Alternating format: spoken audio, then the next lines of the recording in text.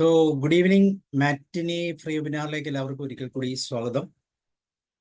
അതുപോലെ തിങ്കളാഴ്ച നമ്മൾ സൈക്കോളജിയുടെ പല വശങ്ങൾ പഠിക്കാറുണ്ട്. അപ്പം തുടർച്ചയായി 5-ാമത്തെ ദിവസം നമ്മൾ കപ്പിൾ ഡാൻസ് എന്ന് പറയുന്ന സിംബോളിക്കായിട്ടുള്ള നമ്മുടെ കുടുംബ ജീവിതത്തിൻ്റെ സാഹചര്യങ്ങൾ, ഒരു കപ്പിൾ എങ്ങനെയാണ് അവരുടെ ജീവിതത്തിൽ പ്രവർത്തിക്കുന്നത്, അതിനെ ഏതൊക്കെ രീതിയിൽ റെപ്രസെൻ്റ് ചെയ്യും, അതിൻ്റെ മനോഹരമായ റെപ്രസെൻറ്റേഷനാണ് കപ്പിൾ ഡാൻസ്. അതിൻ്റെ സൈക്കോളജിക്കൽ പാർട്ടാണ്.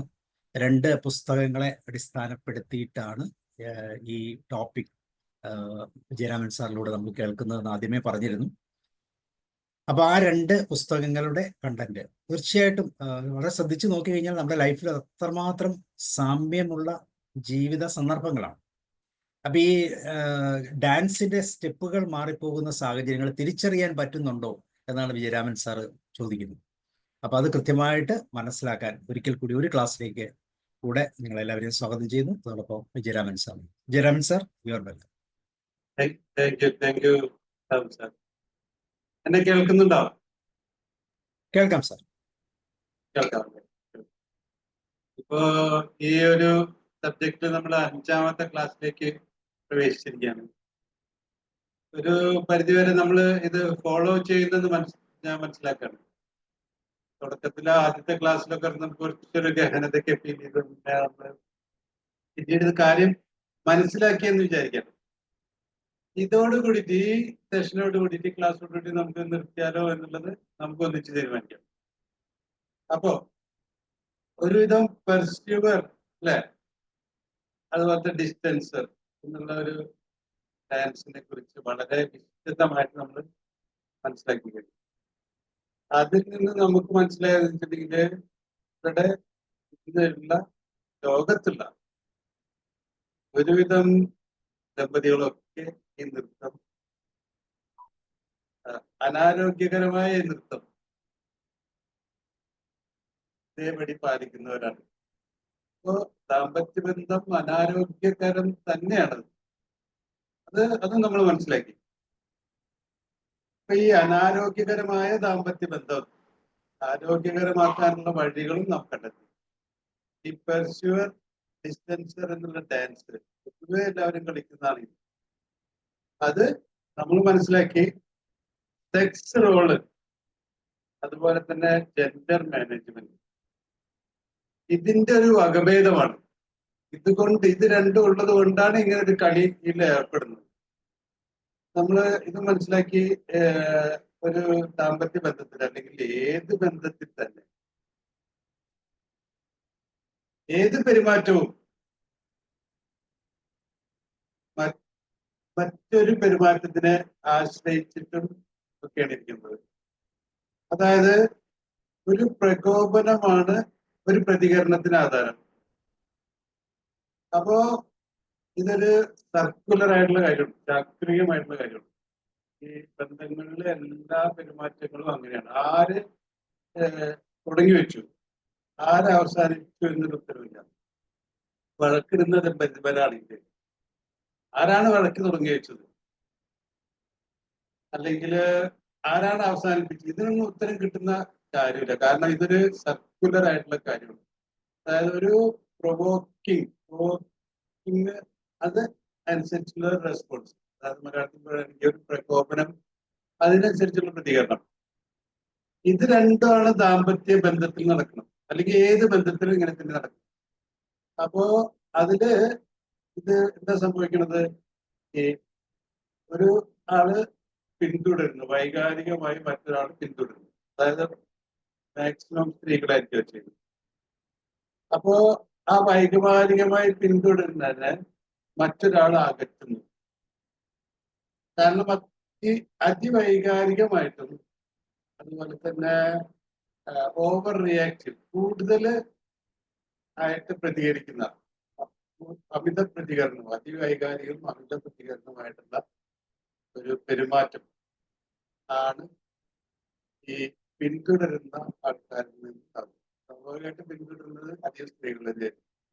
അതായത് പുരുഷനെ എപ്പോഴും പുരുഷന് വേണ്ടിയിട്ട് ഫീഡ് ചെയ്യുക, പുരുഷന് എപ്പോഴും സന്തോഷം, അതല്ലേ ദാമ്പത്യ ബന്ധത്തിന്റെ ഭർത്താവിനെ സന്തോഷിപ്പിക്കുക എന്ന് എന്നുള്ളത് ഭാര്യയുടെ കടമയാണ്. അതുപോലെ തന്നെ ഇതാണല്ലോ സംഭവിക്കുന്നത്. ഭർത്താവിനെ സന്തോഷിപ്പിക്കുന്നത് ഭാര്യയാണ്. അതായത് അപ്പൊ എന്താ ചെയ്യുന്നത് ഭാര്യ? ഭർത്താവിന്റെ ഏറ്റെടുക്കൽ, ഭർത്താവിന് വേണ്ടി ഫീൽ ചെയ്യാം. അത് തന്നെയാണ് ഈ വൈകാരികമായ പിന്തുടരൽ എന്ന് പറയുന്നത് ഉദ്ദേശിക്കുന്നത്. അതായത് ഭർത്താവ് ചെന്നെത്തുന്ന ഏത് സന്ദർഭങ്ങളിലും ആ ഭർത്താവിന്റെ മനസ്സിലെ ഫീലിങ്ങുകള്, വികാരങ്ങളെ അദ്ദേഹത്തെക്കാൾ കൂടുതൽ ഉൾക്കൊണ്ടുകൊണ്ട് അതിന് ആവശ്യത്തിലധികം പ്രതികരിച്ചിട്ട് പെരുമാറുന്ന രീതിയാണ് ഭാര്യ. ഇതാണ് ഈ ഓവർ റിയാക്ഷൻ, അമിത പ്രതികരണവും അതുപോലെ അമിത വൈകാരികമായിട്ടുള്ള രീതികൾ, പെരുമാറ്റവും, ഇത് രണ്ടും വരുമ്പോ ഭർത്താവിന് അങ്ങനെ അടുപ്പിക്കാൻ പറ്റില്ലെന്ന് തോന്നും. അപ്പോ ഇത്തിരി അകറ്റി നിർത്തും. അങ്ങനെ ഒരു അല്ലേ ഇത്തിരി അകറ്റി നിർത്തും. പിന്നീട് എന്താ ചെയ്യുന്നത്? ഈ കുടുംബത്തിലെ എല്ലാ കാര്യങ്ങളും തീരുമാനിക്കുന്ന ഭർത്താവായിരിക്കും. എല്ലാ കാര്യങ്ങളും നിയന്ത്രിക്കുന്നത് ഭാര്യമാരെ അടക്കം നിയന്ത്രിക്കുക, അല്ലെ? ഭരിക്കേണ്ടവരാണ് ഭാര്യ. അങ്ങനെയൊക്കെ ആ രീതിയിലേക്ക് കൊണ്ടുവരുന്നത് ഒരു വ്യവസ്ഥയാണ്. അപ്പം തന്ത്രപരമായിട്ട് അല്ലെങ്കിൽ യുക്തിപരമായിട്ട് ഒരു അധികം വൈകാരികതയൊന്നുമില്ലാതെ കാര്യങ്ങളെ കൈകാര്യം ചെയ്തിട്ട് കൊണ്ടുപോകുന്ന ഒരു രീതിയാണ് ഭർത്താവിന്റെ ഭാഗത്തുനിന്നുണ്ടാവുന്നത്. ഇത് രണ്ടും ഭർത്താവാണെങ്കിൽ ഇങ്ങനെ വേണം, ഭാര്യയാണെങ്കിൽ ഇങ്ങനെ വേണം എന്നാണ് സമൂഹം പറയുന്നത്. അതിനനുസരിച്ചാണ് ഈ കാര്യങ്ങൾ മുന്നോട്ട് പോകുന്നത്. അപ്പോ ഇങ്ങനത്തെ ഇതാണ് നമ്മൾ ഇപ്പൊ പൊതുവെ സമൂഹം പറഞ്ഞു കഴിഞ്ഞാൽ ഇവര് ഐഡിയൽ മാതൃകാ ദമ്പതികളാണ് എന്ന് സമൂഹം പറയും. ഭർത്താവ് ഈ രീതിയിൽ പെരുമാറിയില്ലെങ്കിൽ ഭർത്താവിന് വേറൊരു പേര് വിളിക്കും. ഭാര്യ അത് ഈ പറഞ്ഞ പോലെ പെരുമാറിയില്ലെങ്കിൽ ഭാര്യനെ അധികം പ്രസംഗിയെന്നോ ഇതൊക്കെ അത് ആ രീതിയിലും വിളിക്കും, അല്ലേ? അപ്പൊ ഇങ്ങനത്തെ ഒരു ദാമ്പത്യം, പെർസ്യൂർ ഡിസ്റ്റൻസർ എന്നുള്ള ദമ്പതി നൃത്തം കളിക്കുന്ന ഒരു ദാമ്പത്യത്തിലുള്ള ആൾക്കാരെ വളരെ വളരെ നല്ല രീതിയിലാണ് സമൂഹം നോക്കിക്കാണുന്നത്. അതായത് നല്ല ചേർച്ചയുള്ള ദമ്പതികളാണെന്ന് പറയാം. അതായത് നല്ല പെൺകുട്ടിയെ കുറിച്ച് പറയുകയാണെങ്കിൽ, അവളെ കുറിച്ച് പറയുകയാണെങ്കിൽ അവള് വളരെ നന്നായിട്ട് സ്പോണ്ടേനിയസ് ആയിട്ട് പെരുമാറുന്നു. നല്ല ഒഴുക്കോട് കൂടി, ഒരു വെടുപ്പുമൊന്നുമില്ല, ഒരാളും വെറുപ്പിക്കാതെ നന്നായി മറ്റുള്ളവരോട് പെരുമാറുന്നു. നല്ല പ്രതികരണ ശേഷിയാണ് എല്ലാ കാര്യങ്ങളും, വീടിനെ, നാടിനെയും സമൂഹത്തിലേക്ക് ബാധിക്കുന്ന കാര്യം എല്ലാത്തിനും നന്നായി പ്രതികരിക്കും. നല്ല രീതി, നല്ല ജീവസുറ്റ്, അല്ലെങ്കിൽ ഇംഗ്ലീഷ് പറയുകയാണെങ്കിൽ spontaneous, deeply and emotionally responsive ആണ് ഭാര്യ എന്ന് സമൂഹം പറയും. ഇത്തരത്തിലുള്ളവരെ ഭർത്താവിനെ പറയുകയാണെങ്കിൽ ഭർത്താവ് ഒരിക്കലും അങ്ങനെയല്ലല്ലോ. ആണുങ്ങളെ കുറിച്ച് ഉദ്ദേശിക്കുന്ന അങ്ങനെയല്ലല്ലോ. ഒരിക്കലും അങ്ങനെ അമിത വൈകാരികതയൊന്നും പ്രകടിപ്പിക്കാൻ പാടില്ല. അങ്ങനെ പറഞ്ഞു കഴിഞ്ഞിട്ടുണ്ടെങ്കിൽ അത് അങ്ങനെയുള്ള ആൾക്കാർ പുരുഷനല്ല എന്നൊക്കെയുള്ള സമൂഹം പറയുന്നത്. അപ്പൊ ഇത്തിരി റിസർവ്ഡ് ആയിട്ട്, ശാന്തമായിട്ട്, അതുപോലെ യുക്തിപരമായിട്ട് ഭർത്താവ് പെരുമാറും. അപ്പൊ ഇങ്ങനെ ഈ രീതിയാണ് ഈ പെർസ്യൂവർ ഡിസ്റ്റൻസർ എന്ന പൊതുവെയുള്ള ദാമ്പത്യ നൃത്തം സംഭവിക്കുന്നത്. ഇത് അനാരോഗ്യകരമാകാൻ പല കാരണങ്ങളുണ്ട്. കാരണം ഇവിടെ നമ്മൾ അതൊക്കെ അതിനെക്കുറിച്ചൊക്കെ നമ്മൾ ഡിസ്കസ് ചെയ്ത് കഴിഞ്ഞു.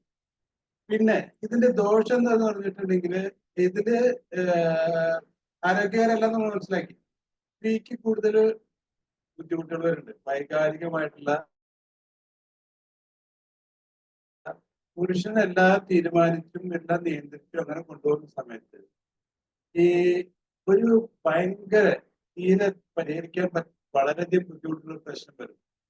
ഈ പുരുഷന്റെ അന്താളിപ്പ്, പുരുഷന് പ്രശ്ന പരിഹാരത്തിന് സാധ്യത ഇല്ലാത്ത അവസരം, അല്ലെങ്കിൽ ഒരു ഭർത്താവ് തന്നെ ഇല്ലാതെ ഒരു കുടുംബത്തിൽ വെച്ചിട്ടുണ്ടെങ്കിൽ ഭാര്യ ആണ് ആ കുടുംബം നിയന്ത്രിക്കുന്നത്. അങ്ങനത്തെ ഒരു അവസരത്തിൽ ഭാര്യയ്ക്ക് ശേഷി, കുടുംബം നിയന്ത്രിച്ച് നയിച്ചു കൊണ്ടുപോകാനുള്ള ശേഷി ഇല്ലാതെ. അതാണ് ഇതിന്റെ ഏറ്റവും, അതായത് ഈ ഭർത്താവിനെ കൊണ്ട് എക്സ്പെക്ട് ചെയ്ത യുക്തിപരമായിട്ട് എല്ലാം നിയന്ത്രിച്ച് എല്ലാം തീരുമാനിച്ച് മുന്നോട്ട് കൊണ്ടുപോകേണ്ട ഒരു ദാമ്പത്യ ബന്ധം. ആ ഭർത്താവിന് അതിന് കഴിയാത്ത അവസരങ്ങൾ വരും. അതായത് ശാന്തമായി ഉള്ള കടലിലാണെങ്കിൽ യാത്ര വളരെ സുഖകരമാണ്. പക്ഷെ കാറ്റും കോടും അതുപോലെ തിരമാലകളൊക്കെ ആയിട്ട് അങ്ങനെയുള്ള വരുന്ന സമയത്ത് ഈ രീതിയിലുള്ള ബന്ധം തകരും. അപ്പോ കൺഫ്യൂഷനായിട്ട് വരും, അങ്ങനെ ബുദ്ധിമുട്ടുണ്ടാകും. അത് മാത്രമല്ല, ഇവിടെ ഭാര്യയുടെ കാര്യശേഷി ഉപയോഗിക്കപ്പെടുന്നില്ല. ഈ തുല്യത, ജെൻഡർ ഇക്വാലിറ്റി ഈ ബന്ധത്തില്ല. അതുകൊണ്ട് തന്നെ അത് അനാരോഗ്യകരവുമാണ്, അതുപോലെ തന്നെ ഉത്പാദനക്ഷമ പ്രൊഡക്റ്റീവ് ഉണ്ടാകും. ഇതാണ് ഇതിനെ പറ്റി. ഈ ഒരു കാര്യത്തെ കുറിച്ച് നമ്മൾ വിശദമായി സംസാരിച്ചു കഴിഞ്ഞു. ഇനി നമുക്കൊന്ന് ഷെയർ ചെയ്തിട്ട് ഒരു എല്ലാ കാര്യങ്ങളും, എനിക്ക് പറയാനുള്ള കാര്യങ്ങളെല്ലാം ഈ ക്ലാസ്സിൽ പറഞ്ഞിട്ട് നമുക്ക് കഴിയുമെങ്കിൽ നമുക്ക് ഈ സെഷനോട് കൂടിയിട്ട് സ്റ്റോപ്പ് ചെയ്യാം എന്നാണ് ഞാൻ ആഗ്രഹിക്കുന്നത്. എന്തെങ്കിലും എന്നോട് പറയാനുണ്ടോ? കുഴപ്പമില്ല സാർ, ഓക്കെ കണ്ടിന്യൂ ചെയ്തു. ഓക്കെ അല്ലേ, കണ്ടിന്യൂ അല്ലേ? അപ്പൊ ഞാൻ ഷെയർ ചെയ്തോട്ടെ. ഷെയർ ചെയ്തു.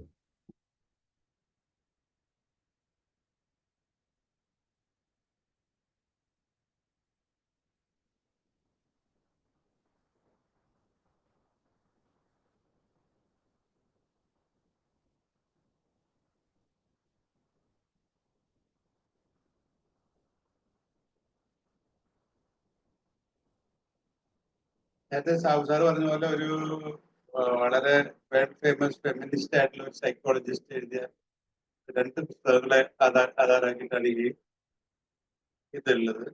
പക്ഷേ ഈ പുസ്തകത്തിന് വളരെയധികം വാല്യൂ ഉണ്ട്.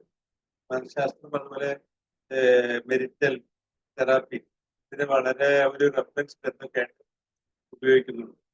ഇതില് ഈ ഒരു കൺസെപ്റ്റ് വളരെ ഉപകാരപ്രദമാണ് മെരിറ്റൽ തെറാപ്പിയിൽ. അതുപോലെ തന്നെ ഇത് മനസ്സിലാക്കി കഴിഞ്ഞപ്പോൾ മെരിറ്റൽ കൗൺസിലിംഗ് ഒക്കെ നടത്തുന്ന ആൾക്കാർക്ക് ഇത് വളരെയധികം ഉപകാരപ്രദമാണ്. ഇതാണ് നമുക്ക് ഈ സ്ലൈഡെല്ലാം ഞാൻ നേരത്തെ കാണിച്ചാൽ അതിനെക്കുറിച്ച് കൂടുതൽ പറയുന്നില്ല. ഈ 2 പുസ്തകമാണ് ഞാൻ റെഫർ ചെയ്തിട്ടുള്ളത്. അത് ഡാൻസ് ഓഫ് ഇന്റിമസി, അതുപോലെ dance of anchor. Dance of anchor എന്നുള്ള പുസ്തകം ആദ്യം ഇറങ്ങിയത്, അതായത് പൊതുവെ ഈ അമിത വൈകാരിക പ്രതികരണം ഭാര്യയുടെ ഭാഗത്തുണ്ടാകുമ്പോൾ അത് ദേഷ്യത്തിന്റെ രൂപത്തിലാണ്.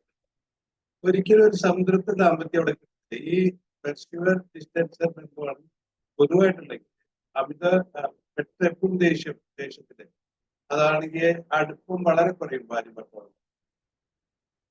അങ്ങനെയുള്ള ഒരു ബന്ധമായിട്ടാണ് നമ്മൾ കാണുന്നത് അല്ലെ. പലപ്പോഴും പറയാറുണ്ട്, വിവാഹം കഴിക്കുന്ന തുടക്കത്തിൽ വളരെ സന്തോഷപ്പെട്ടു, ഭയങ്കര ബുദ്ധിമുട്ടിലായിട്ട് അങ്ങനെ ഒരു ദാമ്പത്യത്തിന് ആ രീതിയിലേക്കല്ലേ നമ്മൾ കാണുന്നത്. അതിന് കാരണം ഇതാണ്. ഇത് ഇല്ലാതാക്കാനും കഴിയുമെന്ന് നമ്മൾ മനസ്സിലാക്കി. കാരണം ഈ പെർസ്യൂവിങ് നിർത്തിക്കഴിഞ്ഞു സ്ത്രീയുടെ ഭാഗത്ത് നിന്ന് ശരിയായ രീതിയിലുള്ള സമീപനം, ഓവർ റിയാക്റ്റീവും അതുപോലെ ഓവർ ഇമോഷണലും ആയിട്ടല്ലാതെ ഈ പെർസ്യൂവിങ് നടത്താതെ മുന്നോട്ട് പോകാൻ ശീലിച്ചു കഴിഞ്ഞാൽ ഇത് നന്നാവും. പിന്നെ ഡാൻസ് ഓഫ് ഇന്റിമസി എന്ന് പറയുന്നത് ഇന്റിമസി, അടുപ്പം, ഭാര്യ ഭർത്താവ് തമ്മിലുള്ള അടുപ്പം എത്രത്തോളം വർദ്ധിപ്പിക്കാൻ കഴിയും എന്നതിനെ കുറിച്ച് രണ്ടും വളരെയധികം ഉപയോഗമുള്ള കാര്യം. നൃത്തത്തിന്റെ കാര്യം പറഞ്ഞ് നൃത്തം എപ്പോഴും നല്ലതാണ്. അതുപോലെ തന്നെ വൈകാരിക അടുപ്പം കൂട്ടുന്നു. പിന്നെ ഇതാണ് ഞാൻ ഇതെല്ലാം വിശദീകരിച്ച കാര്യങ്ങളാണ്. അപ്പൊ അതിലേക്ക് കൂടുതൽ ഞാൻ പോകുന്നില്ല.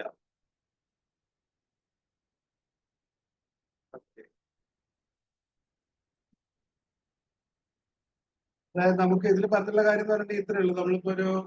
നമുക്കൊരിക്കലും മാറാത്ത ഒരു 2 വ്യക്തികൾ തമ്മിലുള്ള ബന്ധത്തില് മറ്റേ വ്യക്തി ഒരിക്കലും മാറാത്ത രീതിയിലാവുമ്പോഴാണ് നമ്മള് അതൊരു സുരക്ഷിത ബന്ധം വിചാരിക്കുന്നത്. പക്ഷെ അങ്ങനെ മാറാതിരിക്കാൻ പറ്റില്ല. കാരണം മാറിക്കൊണ്ടിരിക്കുക, എല്ലാ മനുഷ്യരും മാറേണ്ടി വരും. അപ്പൊ ആ രീതിയിൽ വരുമ്പോ ഇങ്ങനെ ഒരു നൃത്തത്തിൽ എത്തിച്ചേരുന്നു എന്നാണ് പറയുന്നത്. അതിനാണ് അപ്രോച്ച് അവോയ്ഡൻസ് എന്ന രീതി. ഇത് പൊതുവേ ഉള്ളൊരു കാര്യമാണ്.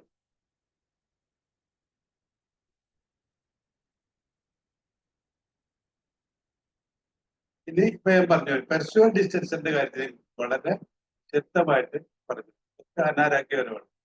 2 കൂട്ടരും പെർസ്യൂ ചെയ്യുന്ന അവസ്ഥയുണ്ട്. പെർസ്യൂയിങ് എന്താണെന്ന് നമുക്ക് മനസ്സിലായി. വൈകാരികമായുള്ള ഒരു പെർസ്യൂയിങ് പിന്തുടരലാണ് നമ്മൾ ഉദ്ദേശിക്കുന്നത്. ഭാര്യയും ഭർത്താവും വൈകാരികമായിട്ട് തന്നെ ഭയങ്കര അടുപ്പുണ്ടെങ്കിൽ എന്തായിരിക്കും അവസ്ഥ? ആരെങ്കിലും അത് പ്രതികരിക്കാമോ? ഇപ്പൊ പിന്തുടരലില്ല. ഭാര്യ പിന്തുടരുന്നു, ഭർത്താവ് അകറ്റുന്നതായിട്ടുള്ള പൊതുവായിട്ടുള്ള കാര്യമാണ്. ചില ദാമ്പത്യ ബന്ധങ്ങളിൽ രണ്ടു കൂട്ടരും പിന്തുടരും, പരസ്പരം പിന്തുടരും. അതായത് പരസ്പരം ഭയങ്കരമായിട്ട് വൈകാരികമായിട്ടുള്ള ഒരു അവസ്ഥ വരും. അപ്പൊ എന്താ സംഭവിക്കാം? അങ്ങനെയുള്ള ദാമ്പത്യ ബന്ധങ്ങൾ നമുക്ക് കാണാൻ കഴിയും. ആർക്കെങ്കിലും ഒന്ന് പ്രതികരിക്കാവോ? നേരത്തെ പറഞ്ഞ പിന്തുടരല്, ഭാര്യ പിന്തുടരുന്ന പോലത്തെ അതുപോലെ തന്നെ ഭർത്താവ് പിന്തുടരുകയാണെങ്കിലും പറഞ്ഞ പോലെ ഒരാളുടെ വിഷമങ്ങള് ഒരു ഭാര്യയ്ക്ക് ഒരു വിഷമം ഉണ്ടാകുമ്പോൾ അത് ഭാര്യയെക്കാളിലധികം ഫീൽ ചെയ്യുന്ന ഭർത്താവിനാണ്. അങ്ങനെ അത് കൂടുതൽ ഭർത്താവ്, പ്രശ്നങ്ങൾ ഉണ്ടാക്കും അല്ലെ? കൂടുതൽ പ്രശ്നങ്ങൾ ഉണ്ടാക്കും. അതെ അതെ, അത് ഈ നേരത്തെ പറഞ്ഞതിനേക്കാളും കൂടുതൽ പ്രശ്നങ്ങൾ ഉണ്ടാക്കും. അവര് ഭയങ്കര വൈകാരികമായിട്ട് അടുപ്പുള്ള ദമ്പതികളാണെന്ന് പുറമേക്ക് നടിച്ചു കഴിഞ്ഞാലും വളരെ വളരെ വളരെ രൂക്ഷമായ വഴക്കുകൾ അകത്തുണ്ടാവും. പക്ഷെ അവരുടെ ബന്ധം തുടരും. അതാണ് അതിന്റെ പ്രത്യേകത. രണ്ടാമത്തെ കാര്യത്തിന്റെ പ്രത്യേകത, അവരുടെ ബന്ധം നന്നായിട്ട് തന്നെ തുടരും. ഭയങ്കര അടുപ്പമുണ്ടായിരിക്കും, അതുപോലെ തന്നെ ഭയങ്കര വഴക്കുണ്ടായിരിക്കും. അങ്ങനെയുള്ള ഒരു ബന്ധമായിട്ടാണ് നിൽക്കുക. അത് അവരൊരു വിശേഷണം കൊടുക്കും. അതായത് വഴക്കുണ്ടായാലേ അടുപ്പം ഉണ്ടാവും, അല്ലെങ്കിൽ വഴക്കുള്ള ദാമ്പത്യ ബന്ധമാണ് ശരിയായ ദാമ്പത്യ ബന്ധം എന്നൊക്കെ പറഞ്ഞിട്ടുള്ള വല്ല വിശേഷങ്ങളും അവർ കൊടുക്കും. ഈ മൂന്നാമത്തെ ഡിസ്റ്റൻസിക്കാണ്, രണ്ടു കൂട്ടരും ഡിസ്റ്റൻസ്. അതിനെ കുറിച്ച് എന്താണ് പറയാനുള്ളത്?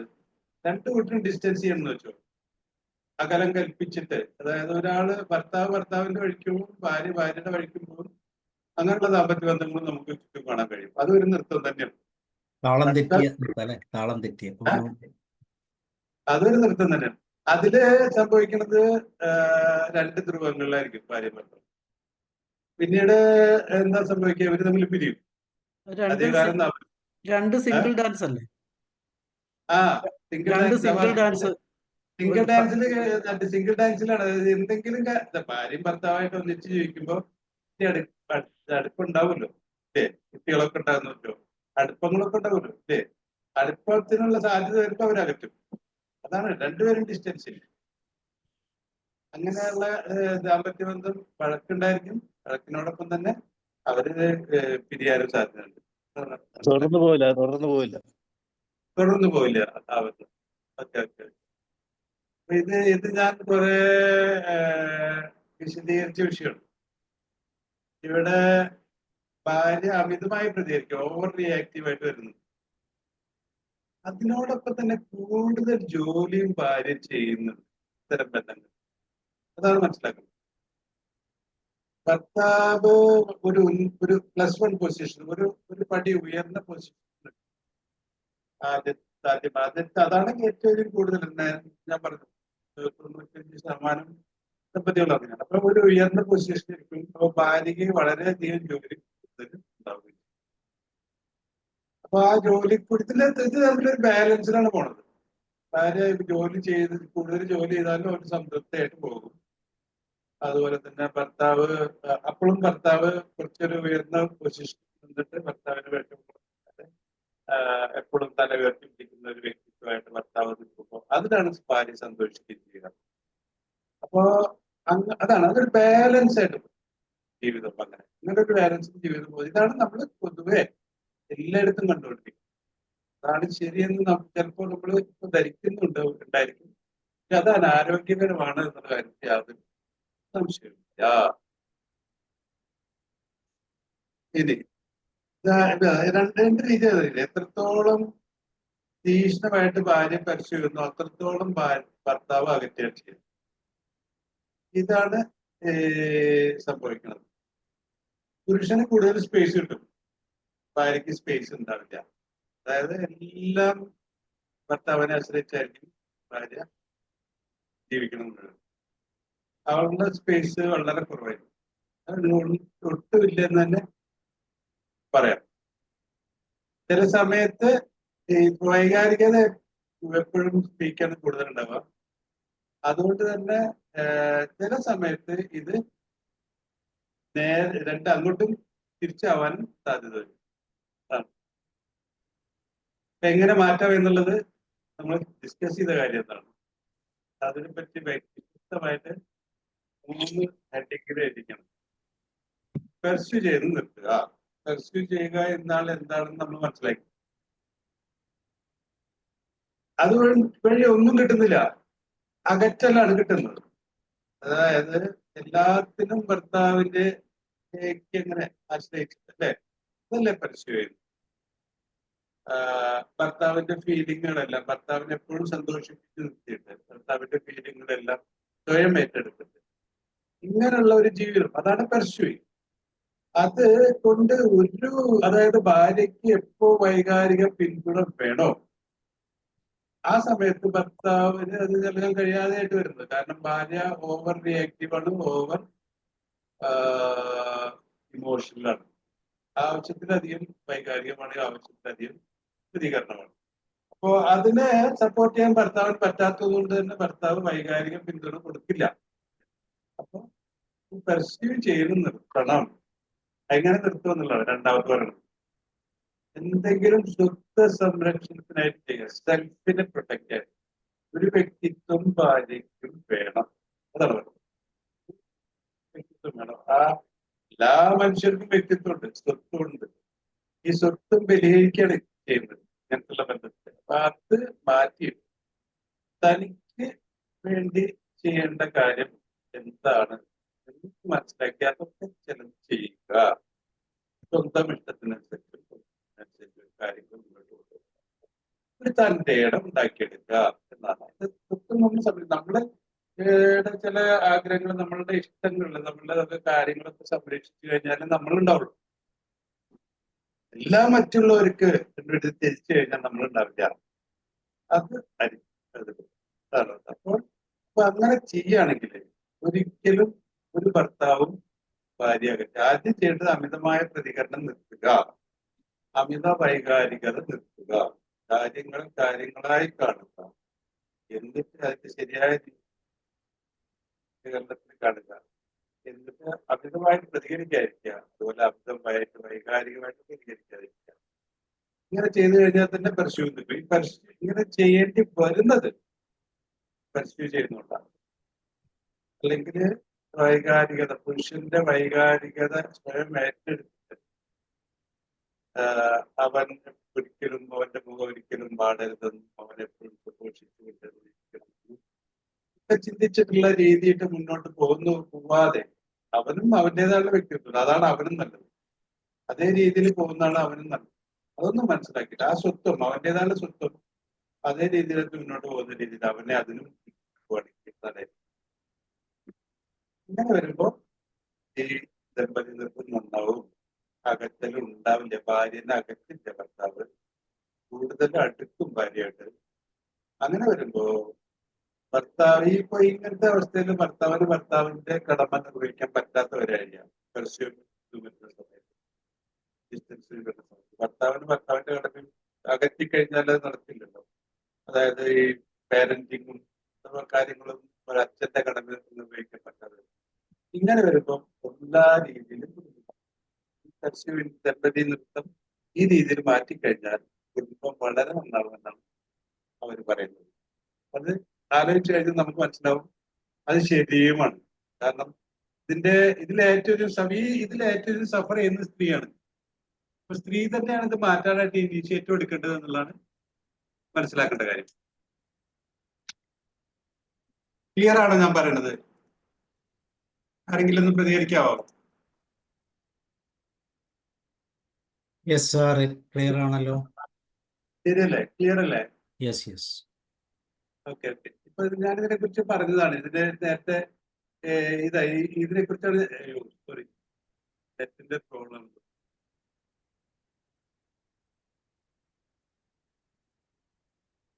കേൾക്കുന്നുണ്ടല്ലേ? നെറ്റിന്റെ ചെറിയ പ്രോബ്ലത്തിലാണ്.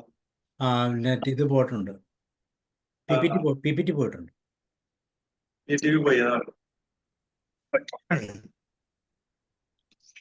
ഓക്കെ, ഞാൻ പറഞ്ഞ ക്ലിയർ ആയിരുന്നോ എല്ലാവർക്കും? എന്തെങ്കിലും ക്ലാരിഫിക്കേഷൻ ഉണ്ടെങ്കിൽ ചോദിക്കാം. ക്ലാരിഫിക്കേഷൻ ചോദിക്കാം. നെറ്റിന്റെ എന്തൊരു പ്രോബ്ലം വരുന്നുണ്ടത്? വരുന്നുണ്ട്. പറഞ്ഞത് ക്ലാരിറ്റി ഉണ്ടാവും. ക്ലിയർ ആണ് സർ. 3 കോൺസെപ്റ്റുകളും അതിൻ്റെ അകത്തൂടെ അല്ല, കണക്ട് ഇനി കുറച്ചും കൂടി കാര്യങ്ങൾ ഞാൻ പറയുന്നത് 2-3 ഗെയിമിനെ കൂടി പറയുന്നുണ്ട് ഞാൻ. അത് ആദ്യത്തെ ഗെയിമാണ് ഏറ്റവും വലിയ ഉള്ളത്. അത് എങ്ങനെ മാറ്റണം എന്നുള്ള കാര്യം ഞാൻ പറഞ്ഞു കഴിഞ്ഞു.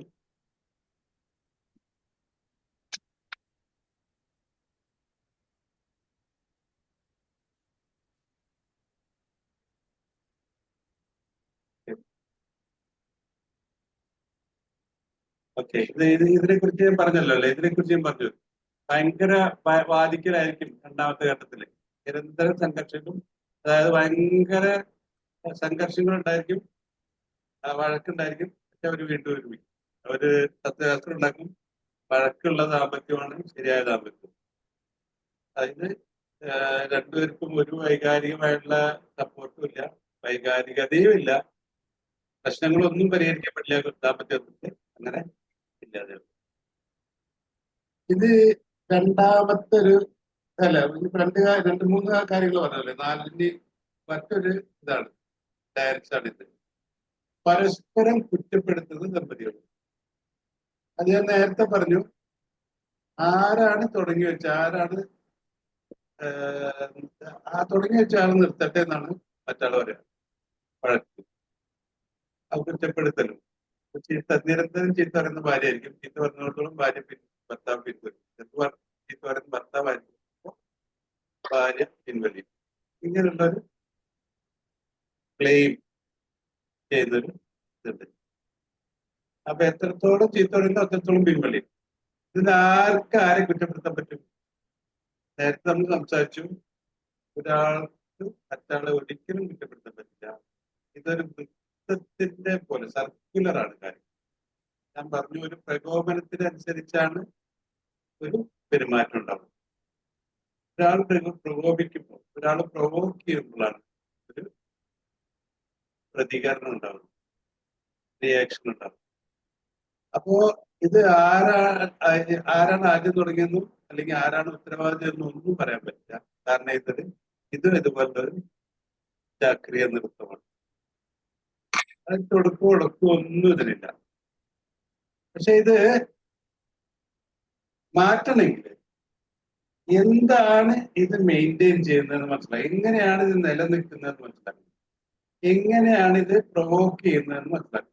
ഇത്തരം ദമ്പതികളെ നമ്മൾ കാണുമ്പോൾ അവരായിട്ട് സംസാരിച്ചു കഴിഞ്ഞാൽ കുറച്ച് രഹസ്യമായിട്ട് അല്ലെങ്കിൽ ഓരോരുത്തരെ വിളിച്ച് സംസാരിച്ചു ഒരാൾ മറ്റാളെ കുറ്റപ്പെടുത്തിക്കൊണ്ടേയിരിക്കും. പരസ്പരം അവർക്ക് കുറ്റപ്പെടുത്തൽ മാത്രമേ ഉള്ളൂ. ഇതില് ഇവര് ഒരു അങ്ങനെ കുറ്റപ്പെടുത്താനായിട്ട് പ്രൊവോക്ക് ചെയ്യുന്ന രീതിയിൽ ഒരാൾ പ്രവർത്തിക്കുന്നുണ്ടാവും. ഈ രീതി തന്നെ നിലനിർത്താൻ അവർക്ക് ചില കാര്യങ്ങളുണ്ടായിരിക്കും. അതെന്താണെന്ന് മനസ്സിലാക്കി കഴിഞ്ഞാൽ ഇതില്ലാതാക്കാൻ പറ്റും. അതാണ് മനസ്സിലാക്കുന്നത്. എങ്ങനെയാണ് ഇത് നിലനിൽക്കുന്നത്, കുറ്റപ്പെടുത്തൽ നൃത്തം എങ്ങനെ നിലനിൽക്കുന്നത്, മെയിൻറ്റെയിൻ ചെയ്യാൻ എന്തെങ്കിലും കാര്യങ്ങളുണ്ടായിരുന്നു അതില്ലാതാക്കും. അതിന്റെ പ്രൊവോക്ക് ചെയ്യുന്ന കാര്യം ഇല്ലാതാക്കും. അത് കണ്ടെത്തി അത് വിവിധ രീതിയിലായിരിക്കും വിവിധ ദമ്പതികൾ. പിന്നെ ഇവര് കുറ്റപ്പെടുത്തുന്നതിന് 97% സത്യം ഉണ്ടെങ്കിലും 3% സത്യമല്ലാത്തതായിരിക്കും. അതിൽ നമുക്ക് വർക്ക്ഔട്ട് ചെയ്യാൻ പറ്റും. ഒരു കോൺസെപ്റ്റ് ആണെങ്കിൽ കോൺസെപ്റ്റ് അതിൽ വർക്ക്ഔട്ട് ചെയ്യാൻ പറ്റും. ഏറ്റവും ആദ്യം മനസ്സിലാക്കേണ്ട കാര്യം എന്ന് വെച്ചിട്ടുണ്ടെങ്കിൽ, ഇങ്ങനത്തെ കുറ്റപ്പെടുത്തൽ നൃത്തത്തില് എപ്പോഴും മറ്റാൾ മാറാനാണ് ആഗ്രഹിക്കുന്നത്. ഭർത്താവ് ഭാര്യ മാറാൻ ആഗ്രഹിക്കും, ഭാര്യ ഭർത്താവ് മാറാൻ ആഗ്രഹിക്കും. പക്ഷെ ഇത് മറ്റൊരാളെ മാറ്റുന്ന ഒരിക്കലും സംഭവിക്കില്ല, പറ്റില്ല. പക്ഷെ ഈ മാറ്റാൻ ശ്രമിക്കുന്നതാണ് ഈ കാര്യത്തിന് നിലനിർത്തുന്നത്. അതാണ് മനസ്സിലാക്കുന്നത്. അതാണ് മനസ്സിലാക്കുന്നത്. നേരത്തെ മെയിൻറ്റെയിൻ എങ്ങനെയാണ് ഇത് നിലനിൽക്കുന്നത് എന്ന് കണ്ടെത്തണം ഞാൻ പറഞ്ഞു. ഇത് നിലനിൽക്കുന്നു ഒരാൾ മറ്റാൾ ശരിയല്ല, അയാൾ മാറിയേ തീരൂ എന്ന ചിന്താഗതി കൊണ്ടാണ് ഈ കുറ്റപ്പെടുത്തൽ ബന്ധം നിലനിൽക്കുന്നത്. അപ്പോ അതാ വേണ്ടത്. അതപ്പോ നമ്മൾ ആ വ്യക്തി ആർക്കാണോ ഏറ്റവും നേരത്തെ നമ്മള് പെർസ്യൂവർ ഡിസ്റ്റൻസറിന്റെ കാര്യത്തിൽ ഏറ്റവും അധികം വിഷമിക്കുന്നത് ഭാര്യയാണ്. അല്ലെങ്കിൽ സ്ത്രീയാണ്. അപ്പൊ സ്ത്രീ തന്നെ മാറണം സ്വയം എന്നാണ്. അതുപോലെ ആർക്കാണോ ഈ കുറ്റപ്പെടുത്തൽ കാര്യത്തിൽ ഏറ്റവും ബുദ്ധിമുട്ടുള്ളത് ആ വ്യക്തി മാറണം സ്വയം. എങ്കിലിരുന്നു അല്ലെ മറ്റാൾ മാറണം എന്ന് ആഗ്രഹിച്ചിരുന്നത് അതിലാണ് ഇത് നിലനിൽക്കുന്നത്. അതാണ് ഇതിനുള്ള വഴി. ഇനി മറ്റൊരു ഡാൻസ് ആണ് ഇത് പൊതുവെ നമ്മൾ കണ്ടുകൊണ്ടിരിക്കുന്നതാണ്. അതായത് കൂടുതൽ ജോലി, നേരത്തെ പറഞ്ഞ കൂടുതൽ ജോലി ചെയ്യേണ്ടി വരുന്നു ഭാര്യയ്ക്ക്. കുറച്ച് വലിയൊരു യജമാനായിട്ട് കുടുംബത്തില് ഭർത്താവ് കിട്ടും. അതാണ് അണ്ടർ ഇൻവോൾവ്ഡ് ഫാദർ. ഭാര്യയ്ക്ക് എപ്പോഴും ജോലി ഒഴിഞ്ഞൊരു സമയമില്ല, എല്ലാ ഉത്തരവാദിത്വവും ഭാര്യയ്ക്കാണ്. പക്ഷെ ഒരു ഒരു ഒരു ഉയർന്ന സ്ഥാനത്ത് ഭർത്താവ് ഇരിക്കുകയും ചെയ്യും. അങ്ങനെയുള്ള ഒരു കാര്യമാണ് ഓവർ കൂടുതൽ. അപ്പൊ എന്താ സംഭവിക്കണത്? ഇതിനൊരു കാരണമുണ്ട്. ഇതും ഒരു നൃത്തമാണ്. എന്തുകൊണ്ടാണ് ഈ നൃത്തം സംഭവിക്കുന്നത്? ഇത് പൊതുവെ കാണുന്ന നൃത്തം തന്നെയാണ്. അതായത് കൂടുതൽ ജോലി എപ്പോഴും ഭാര്യയ്ക്കാണ് വരുന്നത് കുടുംബത്തിൽ. അതിന്റെ ഒരു പ്രകോപനമുണ്ട്. അതായത് കുറച്ച് ജോലി ചെയ്യുന്നതിന് പിന്തുണയ്ക്കുന്നുണ്ട് ഭാര്യ. അതന്നെയാണ് അതിന്റെ പ്രകോപനം വരുന്നത്. ഭർത്താവിന് വേണ്ടി ഭാര്യ ജോലി ചെയ്യുന്നുണ്ട്. അതാണ് ഇതിന്റെ ആ പ്രൊവോക്ക് ചെയ്യണ കാര്യം. അപ്പൊ പക്ഷെ ഇതൊരു രീതിയാണ്, അത് തലമുറയായിട്ട് പിന്തുടരുന്ന രീതിയാണ്.